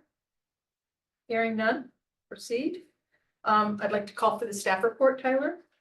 Thank you, Mayor. So the council will likely recall that on November 18th of 2024, our consultant FCS group and staff presented the revised SDC methodology for both water and wastewater. It had been quite a number of years since that had been updated, and had been certainly a topic of conversation and a goal of the council for quite some time to get those revised to reflect our increased capital construction plan, increased costs associated with building out that infrastructure. I do have John Gillarducci from FCS here this evening as well, who can help fill in any gaps and answer any questions about the report. But I'll just jump right into the meat of it here. After FCS conducted their analysis of the most recent water system master plan, it was determined that the maximum defensible SDC that could be charged for the water system is $18,477.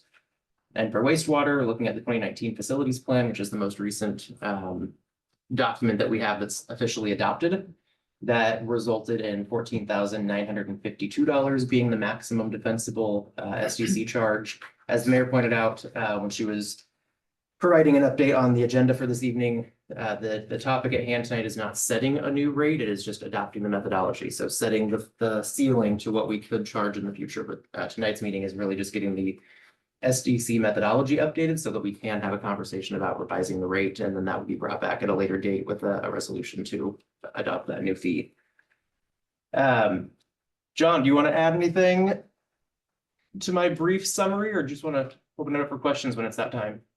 Not unless you'd like me to. You covered it well. Thank you.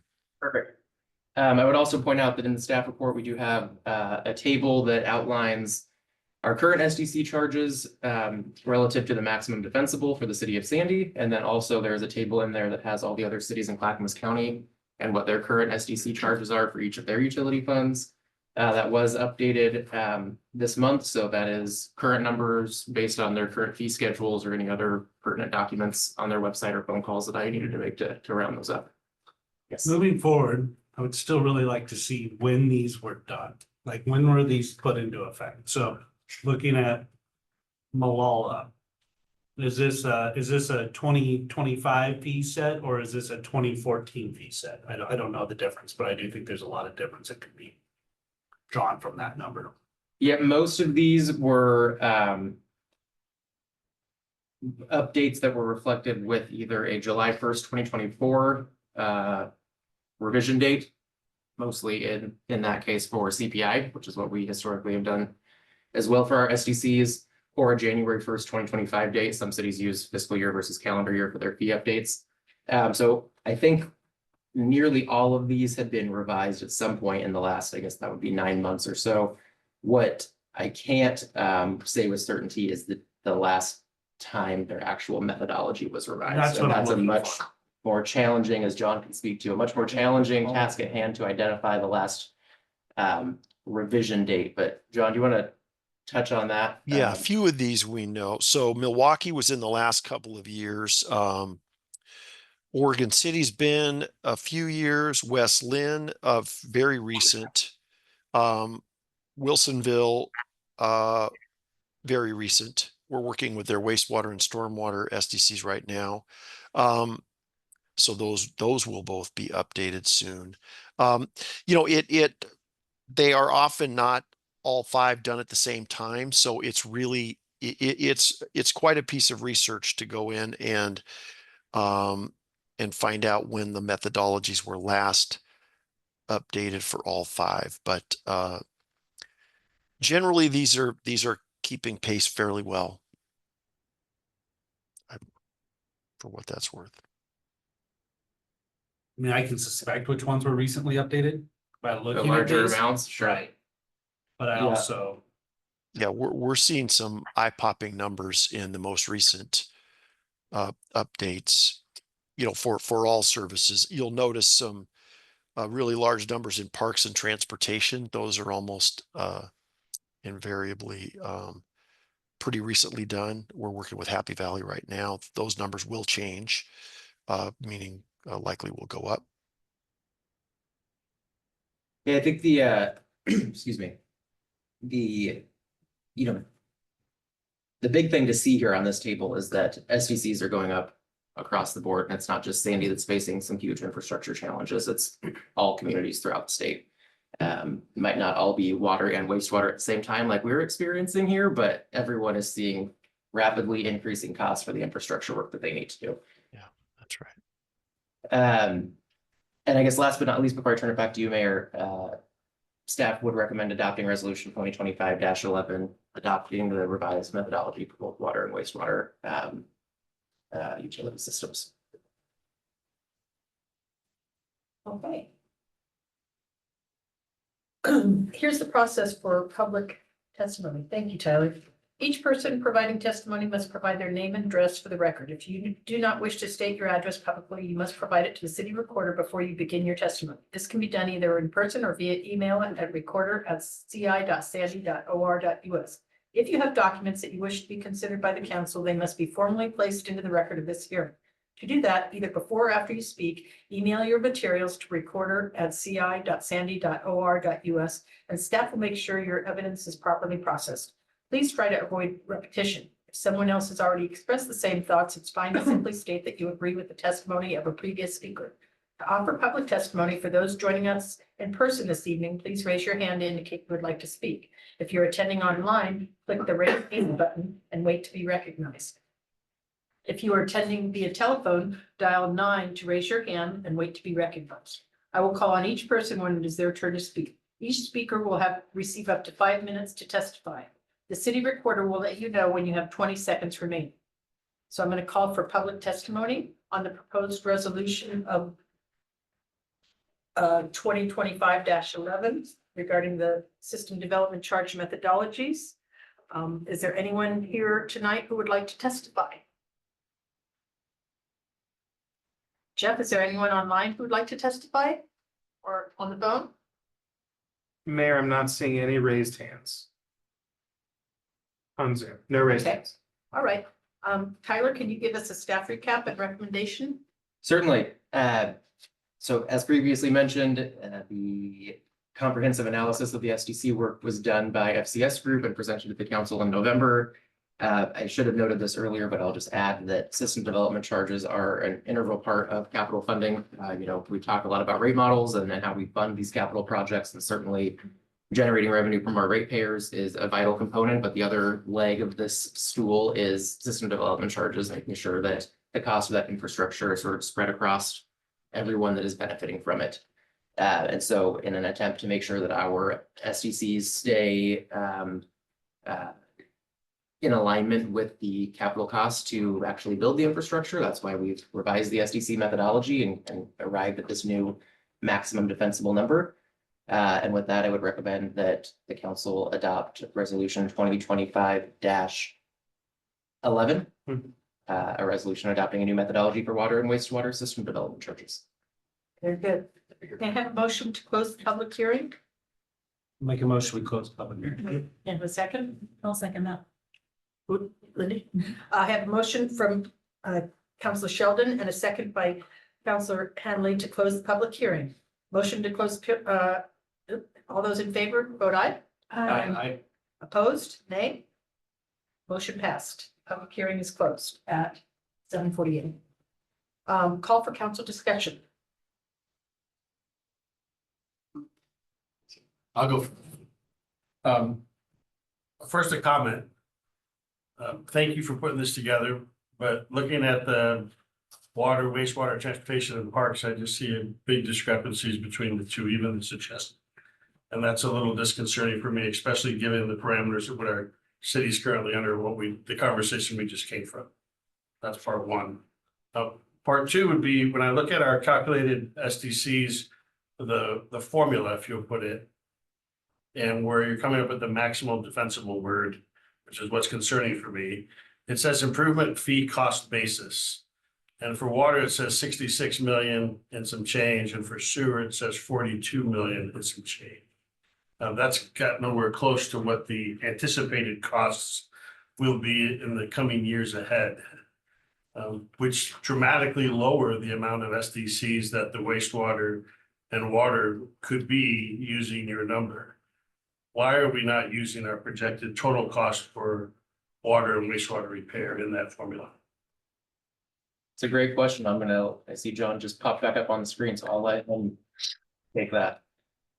So the law tells us what we can include.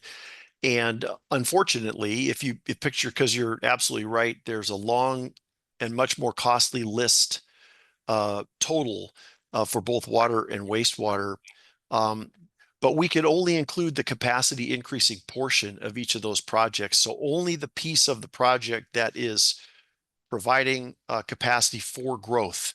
And we have very good information in the plans that helps us determine what that portion of each project can be. And so we're constrained to include only that, and the remaining costs have to come from rates or other sources. And it's what, can you remind us what facility plan that was based on? So water was the 2022 facilities plan, and wastewater is 2019. And it's, if you look at his presentation, it's on Yeah. page 5. I just want to point or out, Page 7. part of it is the 2019 wastewater plan. We don't have a revised wastewater plan yet. So that maximum number would probably be higher if we were able to finalize that plan. And I get the money we actually spend versus what we're only allowed to charge for on growth. I'm also concerned that because of our current situation, we're impeding our growth. So we're not allowed to be at the same rate that we might be otherwise. And it just seems like it's an unfair catch up where I'd like to be able to put some money towards an SDC to make a difference in ratepayers today. But I'm not allowed to because the law is prohibiting that, and that's frustrating. For one, and then for two, is I know we're gonna spend 3 times that over the next 10 years. So then how often can the SDC be changed? Is it annually? So the methodology allows for an annual increase based on, is this the 20-year average that's in this methodology, John? Yes, the indexing for engineering news record. Yeah, construction cost index. So historically, we had done that every November. We sort of that revision kind of got a little bit sidetracked with the adoption of revised methodology for parks. We didn't then 2 months later come back and index it up. So that one hadn't been indexed in that November timeframe. We just adopted the transportation SDC or street SDC.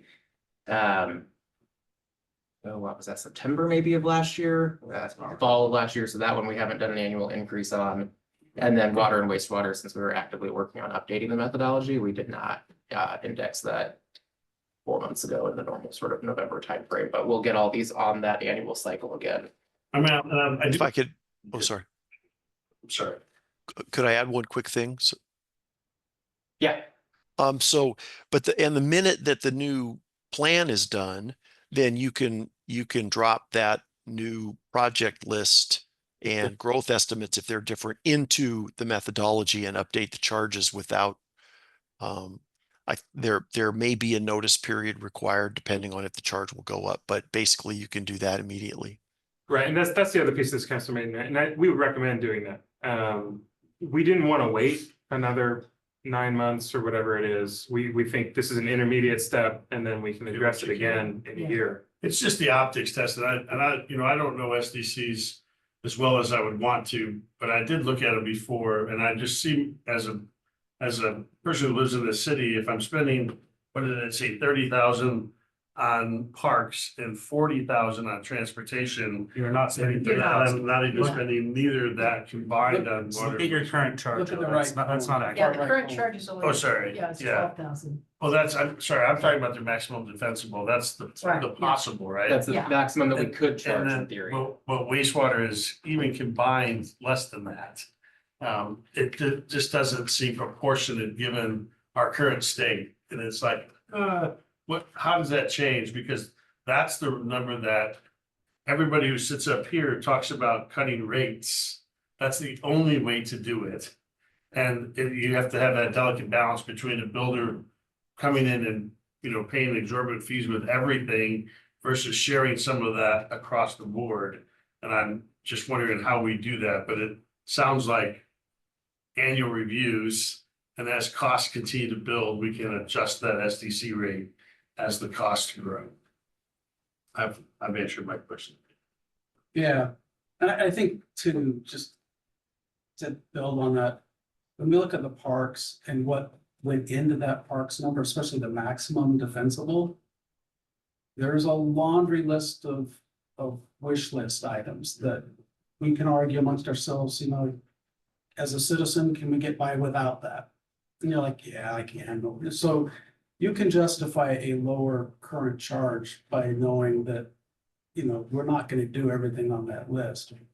The problem with our wastewater is that there's You don't really have nothing that choice. optional on You don't have there. that You gotta choice, do it right. all, so. Right. Well, and I recall that, you know, our top of the line for the parks was 25,000. So we already took, you know, between 25 and it was 33 or whatever it is. So we already said. some Yeah, of and it those sounds like the projects- facility plans are what's holding us back here because they're a Yeah. little bit older than some of the other Right. ones. But I will say that, you know, the other thing that kind of comes into play, and I guess, you know, what I'd like to see us do in the future is, you know, this idea of where I don't understand it quite is that SDC eligibility percentage. John, I'm not quite understanding, you know, 41, you know, 38 to 41%, and some of it's zero, but I get that, but that just seems fairly low. With the parks, it's kind of a different situation, because usually what those SDCs are is for new parks and new, you know, subdivisions, so it pretty much is all growth.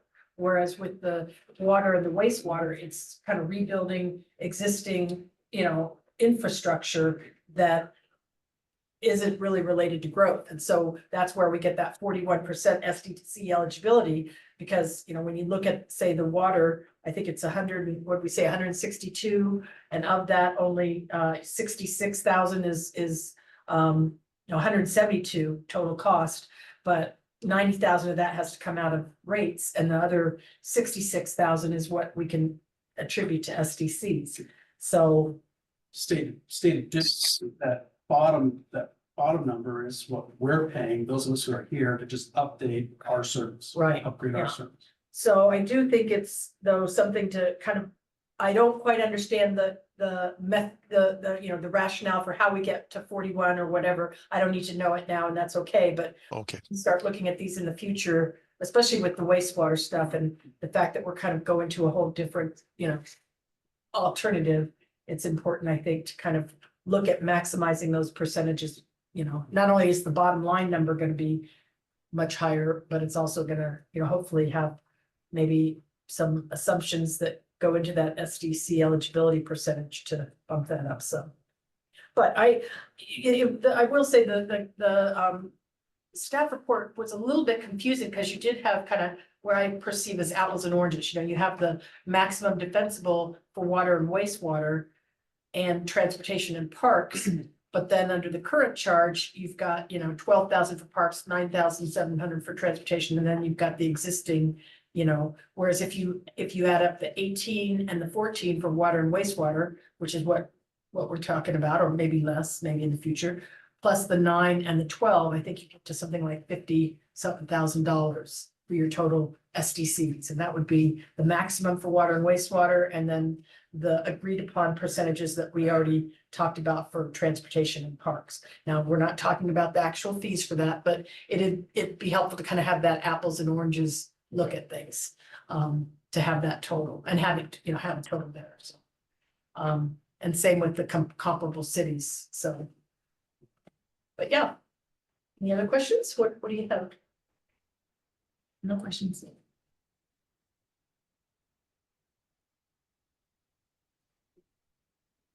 Wow, that was pretty short. Okay, well, I had a few of would, these overviews, just the methodology, yeah. yeah, just. So I guess, I'm calling for a motion to adopt resolution 2025-11. I have a motion to adopt that resolution. I move to adopt resolution 2025-11. Second, Second. I have a motion from Councillor Ramsayer and a second by Councillor Sheldon to adopt resolution 2025-11. All those in favor vote aye. Aye. Opposed? Nay? Motion passes. Thank you. Thank you. Ask a quick follow-up question now that was adopted. Holy cow. Any direction on what you would like to see next as far as rates? Work session to talk about proposed increases? Is there a number that feels comfortable that someone wants to throw out? How do we want to handle next steps on that? It's, from staff's perspective, it's a simple process to amend or adopt a new rate, so we can do it as quickly as you want to. We just need some direction on when you'd like to see that brought back and how you want that discussion crafted. I'm sure it'll be much longer than this, but I'm all. for it Probably. When it comes to the water, wastewater being the max. Yeah. Agreed. I'd like to at least see that proposal. If we max wastewater and freshwater out, what's to do? The mayor just convinced me, and she doesn't even know it yet, but when she said maximum on water and wastewater, with the current on Parks and Rec and transportation, that's only 52. And that's comparable to other cities. I feel really good about that myself sitting here today, and I've been one of the biggest advocates against increasing SDCs. So I would say I'm good for the max on water and wastewater and the current election. Seeing that as an apples to apples comparison. I second it. Well, then we will draft a staff report and a resolution to reflect some of the feedback that we just got here and bring that back so quickly. I don't want to promise next meeting, but certainly by that second meeting in April, I don't see any issue with that. Thank you. Thank you. So we have, Thank you. thank you. Thanks, John. Appreciate you being here. Thanks. So much.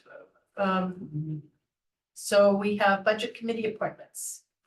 And I don't think I downloaded anything there. If there's no questions, I'm happy to just make. Yeah, does anybody have? Hopefully the motion? staff report's self-explanatory. That's perfect. Thank you. I'll make a motion to appoint Amelia Page, Linda Malone, Carl Exner, Darren Wagner, and Art O'Leary to the Budget Committee as included in the staff report. May I have a second? I'll second it. I have a motion from Counselor Smallwood and a second from Counselor Hokinson. to index card here to approve the committee appointments. All those in favor, vote aye. Aye. Opposed, vote nay. Motion passes. Just a Next. quick question, Jeff. Why is one end in 2026 and everybody else in 2028? It was a vacancy. I can't remember who was in that seat. It was somebody dropped off the committee. Okay. Okay, the next is the application. Greetings, Rochelle. Thank you for joining us. The next item on the agenda is the application for local government grant program for mining park improvements, resolution 2025-10. Take it away, Rochelle. Okay, great. Yeah, thank you, everyone, and good evening, Mayor and Council. Tonight, I'm before you just to talk about the local government grant program, which we are applying for a grant for $650,000 for the mining park improvements. And just going to do a little bit of a rewind here just to refresh some memories and just to remind the council too how we got to where we did today. But the goal of the park improvements were to basically improve safety, accessibility, and functionality at Memorial Park, Mining Memorial Park. And then also we recognize that that park is the center of economic tourism, and it's a driver for some of our biggest events, Mountain Festival. We have Winterfest now. And so we identified through a series of public engagement, including 2 open houses. We conducted 2 online surveys, which we had 304 responses. We conducted 3 Parks Board meetings and 3 City Council discussions on this topic to get to our priority and what we're going to try to tackle with this next project. And those items include the ADA pathway restoration. We do have some hillside seating we'll be looking at and shelter restoration. The upper parking lot behind this City Hall is also on that list. And so in total, we're projecting the project, including soft costs, so construction and soft costs is roughly about $2.5 million. And that bucket of money will include this grant, if the council supports us applying for this grant of $650,000. And we would like to dedicate $1 million of Parks SDCs, $800,000 in sand urban renewal. And then we did apply for a Travel Oregon grant for an additional $141,000. So all that combined will equal our bucket of funds if we receive those grants, as well as taking this process for the budget through the budget cycle and see if those funds get awarded. And I guess if there's any questions, I'm happy to answer questions. Otherwise, staff's recommendation is that the council approve us and sign the resolution 2025-10 to authorize us to apply for the local government grant program through the Oregon Park and Recreation Department. So just if anybody has any questions, I'm happy to answer those. Thank you, Rochelle. Questions? Can you clarify a little bit about the lighting? Is that trail lighting or otherwise? Yeah, happy to do so. Yes, the trail lighting includes areas of the trails and the pathway that currently aren't lit. And then we do have some lights down there that are not functioning the way they're supposed to. The poles are experiencing, dry rot at the bottoms, and mainly it's lighting that path that goes back behind the outdoor amphitheater that sits to the south of the park. So there's some areas that need to be lit. Mm-hmm. If you got this grant, when would you be implementing this project? So our timeline, and I wrote that down, make sure I get it just right. We would ideally go out for the contract award would be January 2026. And then we have to be pretty careful on our work windows because we'll be working in between Mountain Festival and Winterfest. So our window of work would be February 26 to June. We'd take a break in July so Mountain Festival could come in, and then we would resume construction July of 2026 through October of 2026 and hopefully be complete in the fall of 2026. Great. Mm-hmm. Other questions? Has the Sandy Urban Renewal Board authorized the $800,000? Just gonna ask that. No, so I don't recall that. that's not an authorized expenditure, and we're not seeking authorization for that expenditure at this time. It's just painting the picture of how that project could be funded. There is a portion from the creek up to the parking lot and from east of Fantasy Forest. Fantasy Forest is kind of the boundary, so all of that area is within the Urban Renewal Agency. It's certainly a project that's eligible under the Urban Renewal Plan, and so it could be a funding source. Guess we'll have an interesting budget discussion. What's that? We'll have an interesting budget discussion. Oh, right. Any other questions? I have a question about your timeline. if you are, the plan is to take a break for Mountain Fest time, what does that? I guess what condition will the park be in? Ideally, if things go as planned. Mhm. Right. Yeah, good question. So we would work with the contractor to make sure that there was minimal disruption or alternative paths to route people that would be safe. And so we could do it in a way that we would still work with the Mountain Fest committee to ensure that they could still hold the Mountain Festival, and just making sure that either big equipment is off the site or stored somewhere temporarily for that weekend. And so there's a lot of options that would allow us to coordinate with that contractor to make sure that we could hold that event still. Thank you. Mhm. Other questions? Can I have a motion? I'll make a motion that we authorize their budget. Yeah. That we adopt resolution 2025-10. I'll second it. I have a motion from Council Sheldon and a second from Council Mayton to adopt resolution 2025-10. The park grant program authorization. All those in favor, vote aye. Aye. Opposed, vote nay. Motion passed. Thank you so much, Rochelle. Thank Great you. job. Thanks, Rochelle. Thanks, Rochelle. Okay, the next on the agenda is the city manager employment agreement update. And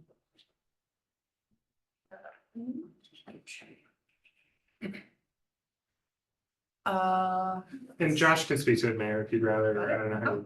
Okay, go ahead. Okay. I just volunteered you, Josh. I was like, just see who wrote that report. You were involved in it. Wasn't me. Okay, so, I'll just, I guess, summarize this report a little bit here. City Council conducted a performance evaluation back in November of the city manager. There was some direction to have the mayor work with necessary staff to discuss any changes to the city manager's employment agreement. Tyler made 3 requests that the mayor has considered and made some recommendations on here. One is regard to termination of the contract. So the existing contract has a 3-year term. And also has language in it about terminating for cause or terminating without cause. So essentially what that means is that if Tyler does something that constitutes for cause termination, you can terminate him at any time and not have to pay severance. If you terminate him at any time and it's not a for cause termination, then you would have to pay severance under the agreement. The third option is at that end of that 3-year period, the contract would just lapse and it would be the city and city manager would part ways without payment of severance, without anything else happening. There are a fair number of city manager contracts that are structured that way. My city attorney contract was that way when I was in-house. The trend, though, does seem to be, I think, as was suggested here, towards perpetual contracts, which it means that only those first 2 options are available to the city. So there's no automatic lapsing at any point. It's just you either terminate you terminate the city manager and you either pay severance or you don't, depending on whether it was a for cause termination. Of course, the city manager can also resign. That's a different. So the request is to change into that model of an evergreen contract is what it's sometimes referred to as. The second relates to the nature of how severance is paid. The contract currently provides for 6 months of severance. And there are a lot of different ways that these are structured in employment contracts. Sometimes it's a lump sum up front. Sometimes it's each month for the 6 months, contingent on not getting another job. Currently, it is each month, 1/6 each month. There was a request to make it a 1 lump sum up front. The mayor's recommendation was to do 4 months up front, and then after those 4 months, do the other 2 months as a second lump sum, assuming that there wasn't a job obtained during that first 4 months. So somewhere kind of in between the 2 more extreme ends that I discussed. But I want to be just, I just want to really clarify. That is when it's not for cause, right? That is just, we are choosing, and that's why I'm gonna make an argument here in a minute differently than that. But I want to be really clear that that is when we make for whatever reason, it's not because he's failing to do his job, it's because we just want to go to a different direction. Yeah, and that's what the Exactly. contingencies, no Right. severance will be paid if he's terminated for cause. I just want to point that out. Yeah. Yes, that's part. Thank you.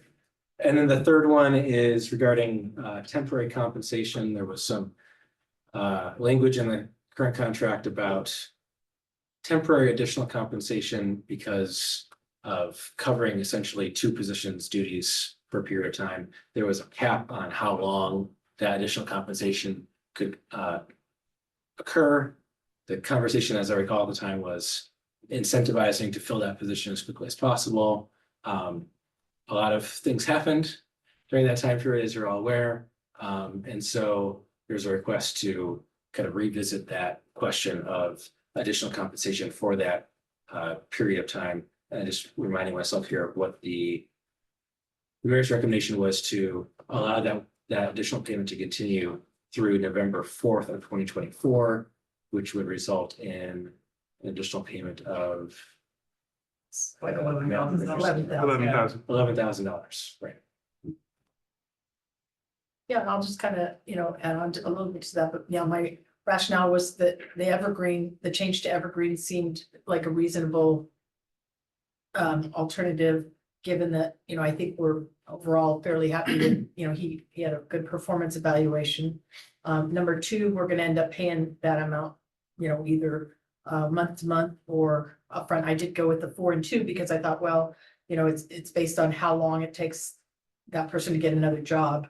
And again, this is assuming he wasn't fired for cause. But he, that I figured that might be possible within 4 months, but probably not less than that because there's not that many jobs out there. And then that would give him kind of get the 4-month lump sum. And then if he didn't have a job after 4 months, then get the 2-month lump sum. The third one about the additional duties, when I kind of looked at my record of kind of what was going on at the time and after I believe he was paid, the existing agreement had him paid through, up till January, and that's when they were doing the recruitment for the police chief and the public meetings, and then all the drama that we had around that went well into May and June, and then I believe Chief Husky started at August 1st. And our direction to the city manager had been, get the police chief hired first and then deal with the finance director. And so once he got put on August 1st, I know there were still some challenges getting qualified people to apply in the applicant pool for a finance director. And so he ended up, having to kind of put it out, I believe, advertise a couple of different times and ended up with Tyler, what's his last name? Wallace. They're coming on by November 4th. And I guess I just feel like we went through an audit during that time and there was just quite a bit of financial, he was doing kind of taking care of the budget side of things for us as well as doing a good job as city manager. So again, 11 months additional compensation would be 11,000, but we also would have been paying somebody in that position 117,700. So it actually saved us, 106,000 plus. So that's kind of, I thought was a middle ground, but I'm also open to hearing some questions and comments. Can I make, go ahead, Chris. No, you're first. Yeah, I'm actually not for the 4 and 2 in the lot, and I'm for a 6. And the logic behind that is I don't want to, couple reasons. One, I want to incentivize in the event Tyler moves on, I want someone to come in here and know that they're secure. And honestly, I want somebody that can come in here that may be younger and energetic and much like I feel like we got out of this process, and not somebody that doesn't need the safety net below them, right? That if they were to be terminated, that maybe they're already retired or whatever. I want to encourage that. The second piece of it is I don't think it's our job if we're terminating somebody based upon our decision, not for cause, right? For cause is a different purpose. But we're just choosing to change directions. the fact that it's just tied to his employment, I think is problematic, because if he was to go get a job, say, you know, he's got to take care of his family, and he took a substantially lower paying job, I don't think he should be penalized because we had an additional cost because we chose to change that direction. So those are my things with that. The temporary compensation, I don't disagree with the mayor's. I think that if I'm reading this correctly, by adding this back, we're just kind of making him whole for the time that he did double duty. And so I think I'm fine with that. But when it comes to the severance, I'm for a straight up 6-month lump sum payment, and then it's up to the city, the person that is leaving, whether it be Tyler or whoever, to manage their money as they choose fit in their life, as they choose fit. And you're okay with item 1 with the evergreen, change to evergreen? Yes. Okay. Chris? I was gonna say the same thing. I support the evergreen. I like Rich support, just a one-time 6-month payout. Every business I've been in, we have a change of venue in my position, it's a 6-month payout. Regardless if I get another job or not. So 6 months and that's it. And then on the temp assignment, I absolutely agree that we should pay for that. My only question I had about that was the 5 years I spent with the state, I was a director who then also was the CFO for the state, and I got paid out of class, but it had a 5% cap on my annual salary. Does the city not have rule structure around dual positioning? We do not. Good, then I support the catch-up. That might be something we want to look at in the future, though. But how do you out of class the city manager?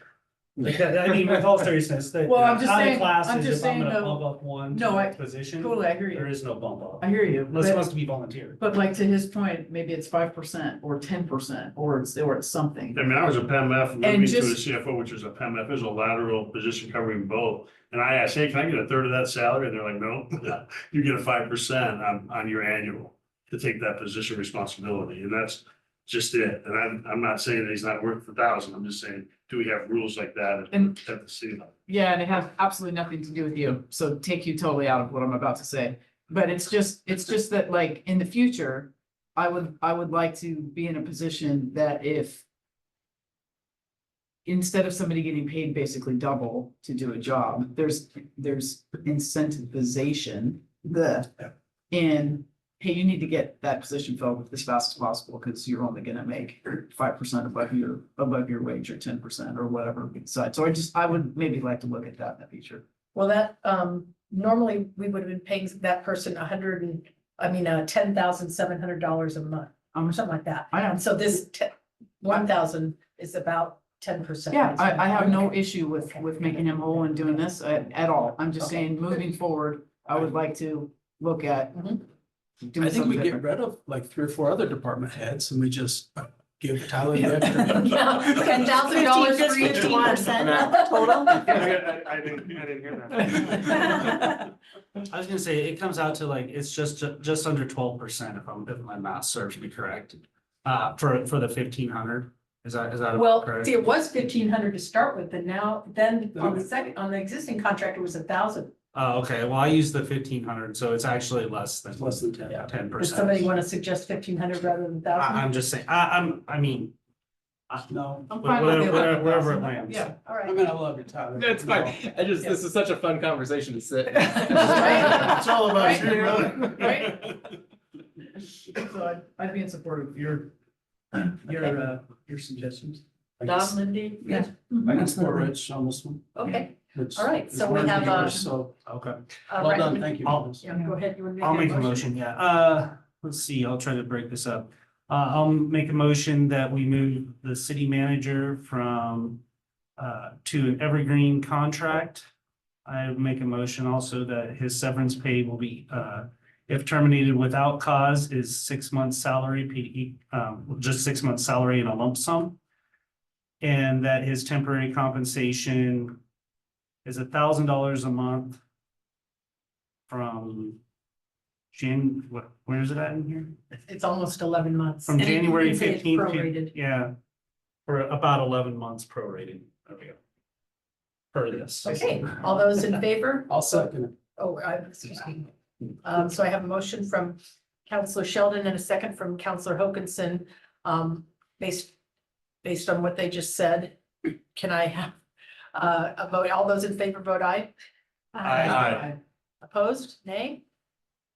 Motion passes. Hey, thank you. I was just I did the 4 and 2 because I was worried that maybe folks wouldn't go for it, so I support the 6. Well, that's a good strategy. I just want to give them something to change. Yeah, right. Thank you. Okay, it's great. The report from the city manager. Thank you very much, council. I guess I hadn't scheduled or planned this, but thank you very much. I appreciate the opportunity to work here and work alongside of you and with our staff. And your modifications that you approved this evening are greatly appreciated. So thank you very much.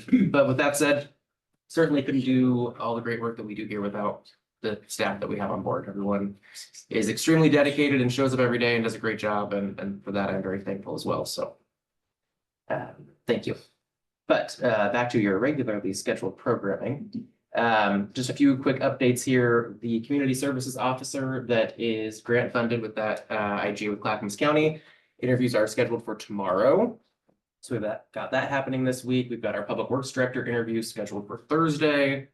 I mentioned, I believe, in the weekend update to the council on Friday, but I'll say it again here. We went through our credit rating call with the rating agency last week. We expect to get that credit rating revised and issued this Friday.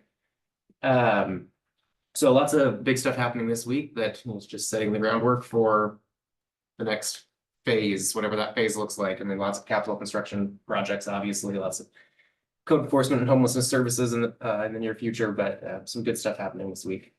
And then I would just like to invite Nellie up briefly to do a quick legislative update, answer any questions from the council about what's happening down in Salem. And Mayor, I don't want to steal your thunder about tomorrow's meetings, but Go for it. so we also have an opportunity to meet with some capital construction committee members, but I'll let Nellie speak to that. Yeah, thank you for having me tonight. Just real briefly, just so everyone's aware, I want to make sure everyone's on the same page. Back in January, we did submit a capital construction application with the Legislative Fiscal Office for the $14 million ask, which I know you are all aware of. And as session goes, generally the beginning of session, especially in a long session, is primarily policy issues. So we've been kind of in a holding pattern, keeping regular communications with the capital construction subcommittee and whatnot. But now we're finally getting to the point where the ball is starting to roll. So tomorrow I've scheduled meetings with both co-chairs of the subcommittee on capital construction. And just, I don't want to, if you guys all know this, tell me to stop. I'm just going off, but Ways and Means is the committee that basically delineates who gets what money and where. And then they have all these subcommittees, whether it be capital construction, education, and they make the recommendations to the full committee. And so now is the portion of time where we're doing that. So tomorrow, Mayor Walker and I are going to have meetings with the two co-chairs of the subcommittee and then another member, and then we're going to meet with both Senator Bonham and Rep. Drazen as well, just to kind of give them an update and see what they're hearing. We should get a pretty good idea. We're expecting the public hearing on capital construction to be late. I realize we're already the middle of March, probably late March, but more likely early April will be when that is. And that's when every city and every entity that is asking for capital construction money comes and has about 2 minutes before the committee. Our goal obviously is to meet with all the members before that to make sure that they're aware of our project. And then that's just a reiteration. And Mayor Walker, I know I don't want to, you're also looking at testifying on the 22nd because the Ways and Means Committee does a road show and they'll be in Gresham on this Saturday. So thank you very much. Really appreciate that. It's always helpful to have the mayor physically there as opposed to just a lowly lobbyist. So should we have another counselor come to that Saturday meeting? I mean, if you're interested, my guess would be that only one person from Sandy will be allowed to testify. But I mean, if you want to be there for moral support or just to show camaraderie, that's always great. But anyway, yeah, we're well on our way in the process, and that's kind of the brief Cliff Notes version of where we're at right now. But haven't had too much political infighting today. Today was a little dramatic over books and what should and should not be allowed in libraries. So there was some profanity, sexually explicit materials read on the House floor today. So that did not go over well, but yeah. Don't So know this why I was threw that in calm there. Compared to what you. had For seen right, earlier for right today. now, it's calm, but it's still so early. It's hard to say. I mean, we haven't gotten even anywhere near close to June, so we'll see. Anything can happen between now and then, but for now, we're chugging along, so. Are there any updates for the federal folks for Luminor and, I mean, Representative Dexter Sure. and Senator Wyden or Senator Merkley? Yes, I actually was working with Jeff and Tyler to submit, kind of a federal ask through Merkley's office. Which, well, I guess it's not really through his office, but we met with Merkley's office to have that conversation and have done the same with Dexter's office. The issue is the House hasn't kind of dropped their grant process yet. So, our goal is really just to get them the information, and then as soon as that process opens up, we'll follow up. So we're still kind of waiting for the House to decide what they're going to do and when they're going to do it. And as you can imagine, it's a little rocky over there right now, so.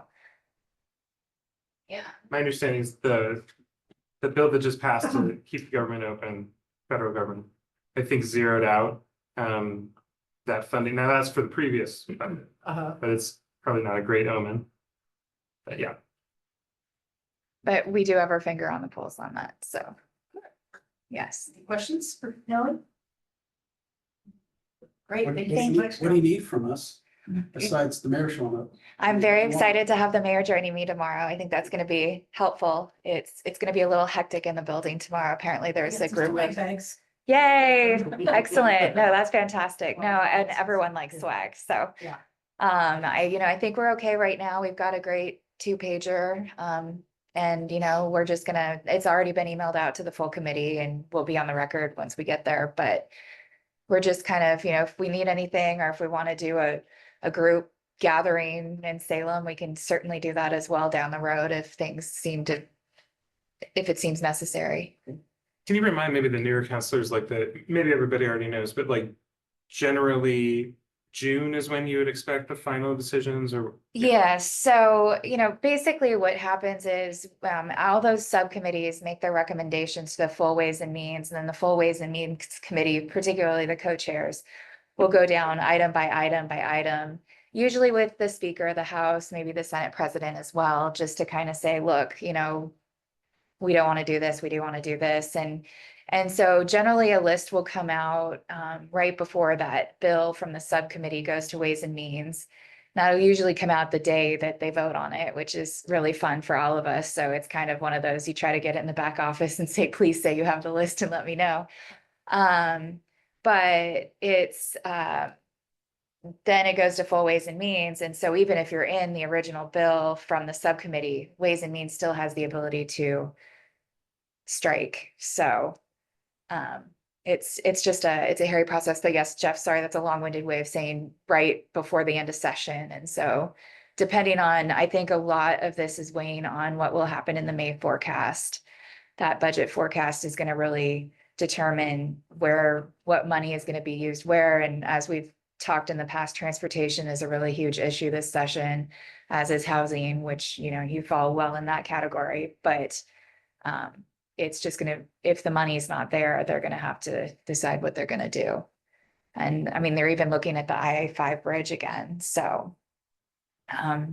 That's a lot of things to finance with a limited amount of money, so. Who's the co-chairs for Ways and Means?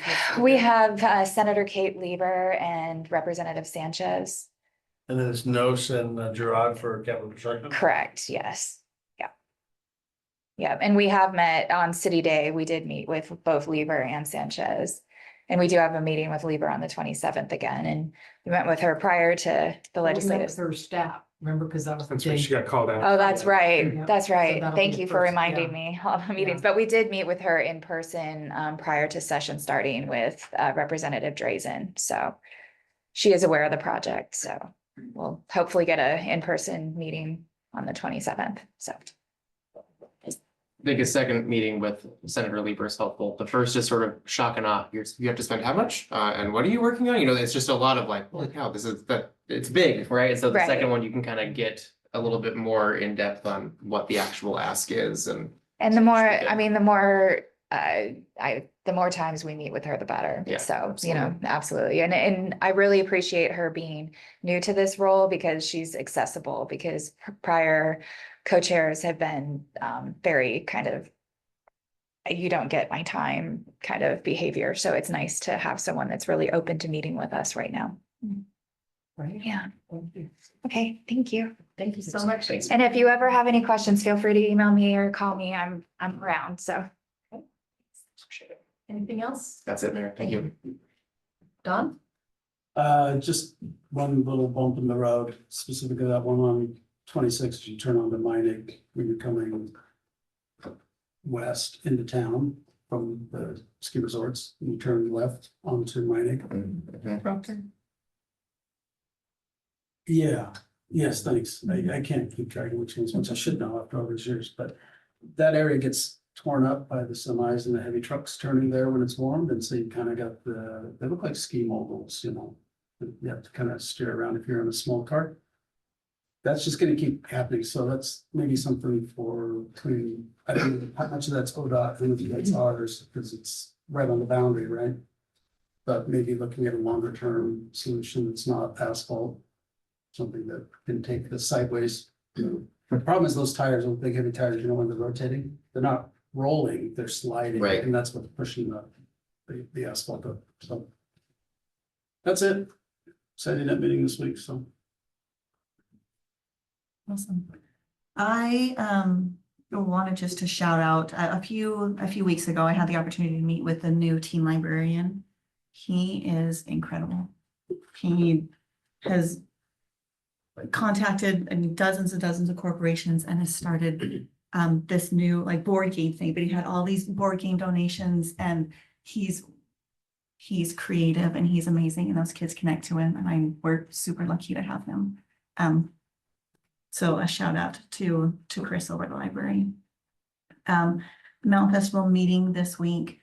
Man, those people are good. They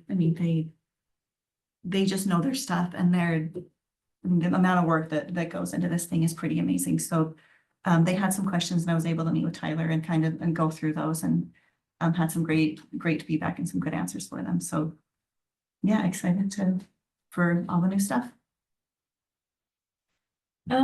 I recapped my meeting with Tyler last week. It was nice to sit down and talk one-on-one about the SDCs and, you know, see the numbers for myself and kind of get an idea of all that being new.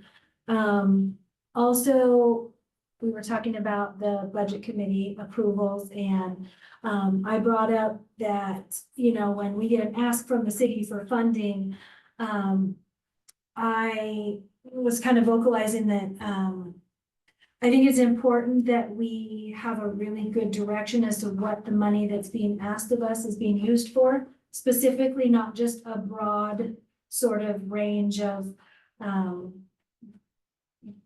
just a free for all. We need to know who's asking for the money and what it's going to be used for, not just because I think it could be used in different places that the city may not necessarily be supporting as much if it was, I would just prefer to know where the money's going, I guess. I don't really have a whole lot of. Is there an example that you Yeah. can give? Are you talking about the special project grants that we give out? Yeah, Okay. yeah, that sort of thing. If it branches out to religious things or certain other projects that are projects of companies that maybe don't support the city in some ways. I don't really know how else to explain. I explained it much better to Tyler, Yeah, I think. I think my takeaway from that conversation was ensuring that those grant funds are being used to either supplement current city services or provide that, provide a service that the city can't or doesn't offer, but making sure it stays local and specific to like the mission and vision of the council, not just an open-ended. And value added. The value add, Yeah. that's a perfect summary, yeah, Thank value you. added component. It was much better when it was just Tyler looking at it. I'm sorry, are those things that you're doing out of your office or things that come, because everything that comes before us as a name and a purpose. Well, it kind of came up because I asked him about if there was any follow-up from Austin from the timber project, and he came before us a couple months ago, and we asked for a more detailed, and last I heard from Tyler, we hadn't received anything. So it's that sort of thing where I think when I believe he was asking for $25,000. That's a lot of money, and I would really like to know Sure. specifically how that's going to help our community and build our community, not be a more broad sort of, to keep it, economically in the city and helping our community. Yeah, my speculation, pure speculation, in that exact example. He just had a big fundraiser dinner. Mhm. That I was at. And so my guess is, knowing Austin, he wants to see how much money they yielded from that. And then he'll probably get his ducks in a row and Yeah. come back with an ask. And he knows that he would have to do that, but I totally appreciate and understand your point. Yeah. Yeah, so yeah, that was, I remember speaking with them. I also visited Cedar Park the day before construction started and watched what was going on and saw people and dogs and kids and all kinds of fun stuff and some water and mud and just Oregon things that we all love, that we know. And when someone's not from Oregon when they're out and it's not raining and you have an umbrella, but we welcome all. And then I went the following Wednesday on the 12th after construction had started, and they were working diligently. They had a backhoe off past the pump track digging. They had work going on next to the smaller track on the side, and everything was fenced off and people were being very respectful of the boundaries of the park. So I was just being nosy and checking in on the park. My skateboard's been up for a while. It's not coming out anytime soon, so. And then the last thing is I have my transit advisory board meeting Wednesday, so I'm looking forward to that. Rich? Pretty short. I went to C4 a couple weeks ago. And really all it was really discussed is what Nellie had already kind of brought up, being like transportation. I suspect the county's probably gonna come around and ask for some, letters of support for projects and stuff, but nothing was really solidified at that point, so that's all I really have. And just because she's on the planning commission and now on the budget committee, maybe think about the card for Linda. Yep, Yeah, we're on it. Yeah. They did a, We already have. they did a plant and a, Okay, and A wind chime. chime. wind chime, yeah. okay, Yeah. perfect, Yeah. perfect.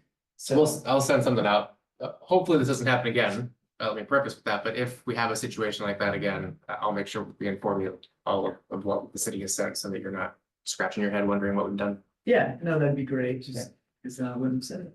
Sure.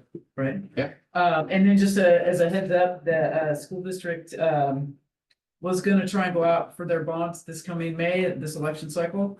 And the data that they received came back that they should probably wait till November at the earliest, and so there'll be more to come, and we'll see where they land the plane with that, so. I don't have much. Parks and Recs meeting was canceled the day of, so I didn't have that. And I do have my first Mount Hood Economic Alliance board meeting Thursday morning. So I'll report back on that in 2 weeks. So, but other than that, yeah, I don't have anything. Okay.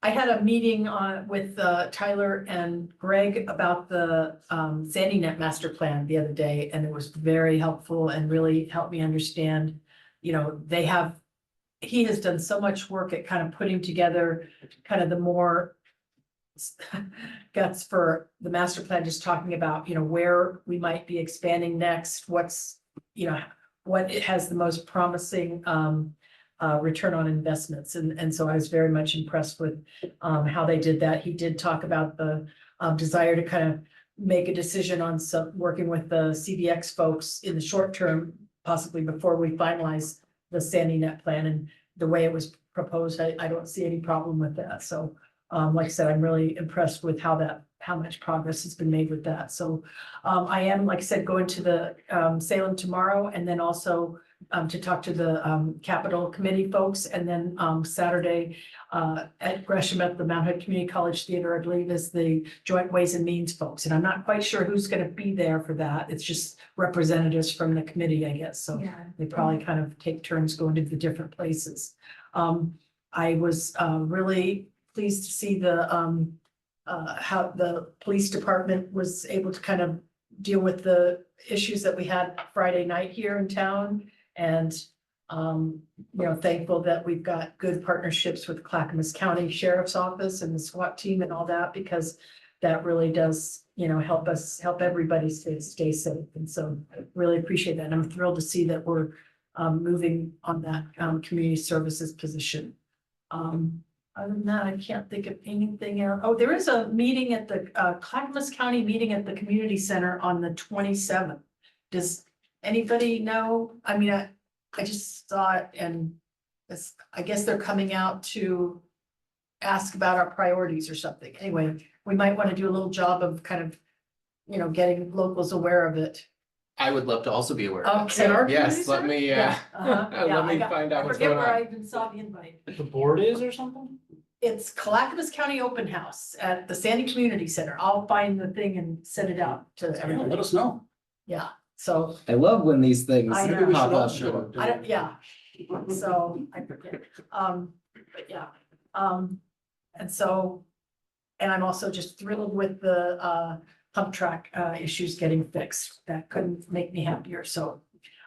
Just continuing to kind of request dollars for the wastewater stuff and then also kind of setting up some kind of an outline or some priorities to be chosen by our public safety, community livability group. And also working with Jeff and Tyler a little bit on the economic development plan that we have, and kind of bringing something back to the council to kind of set some priorities / direction for that. And I think the issues that we had with the alternatives treatment plants and stuff like that, the alternative treatment stuff, that kind of played into what the low hanging fruit might be on that topic. So stay tuned for that.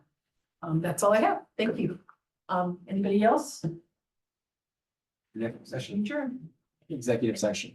Are we Oh, right. gonna adjourn? Adjourn for Okay. executive session. Okay.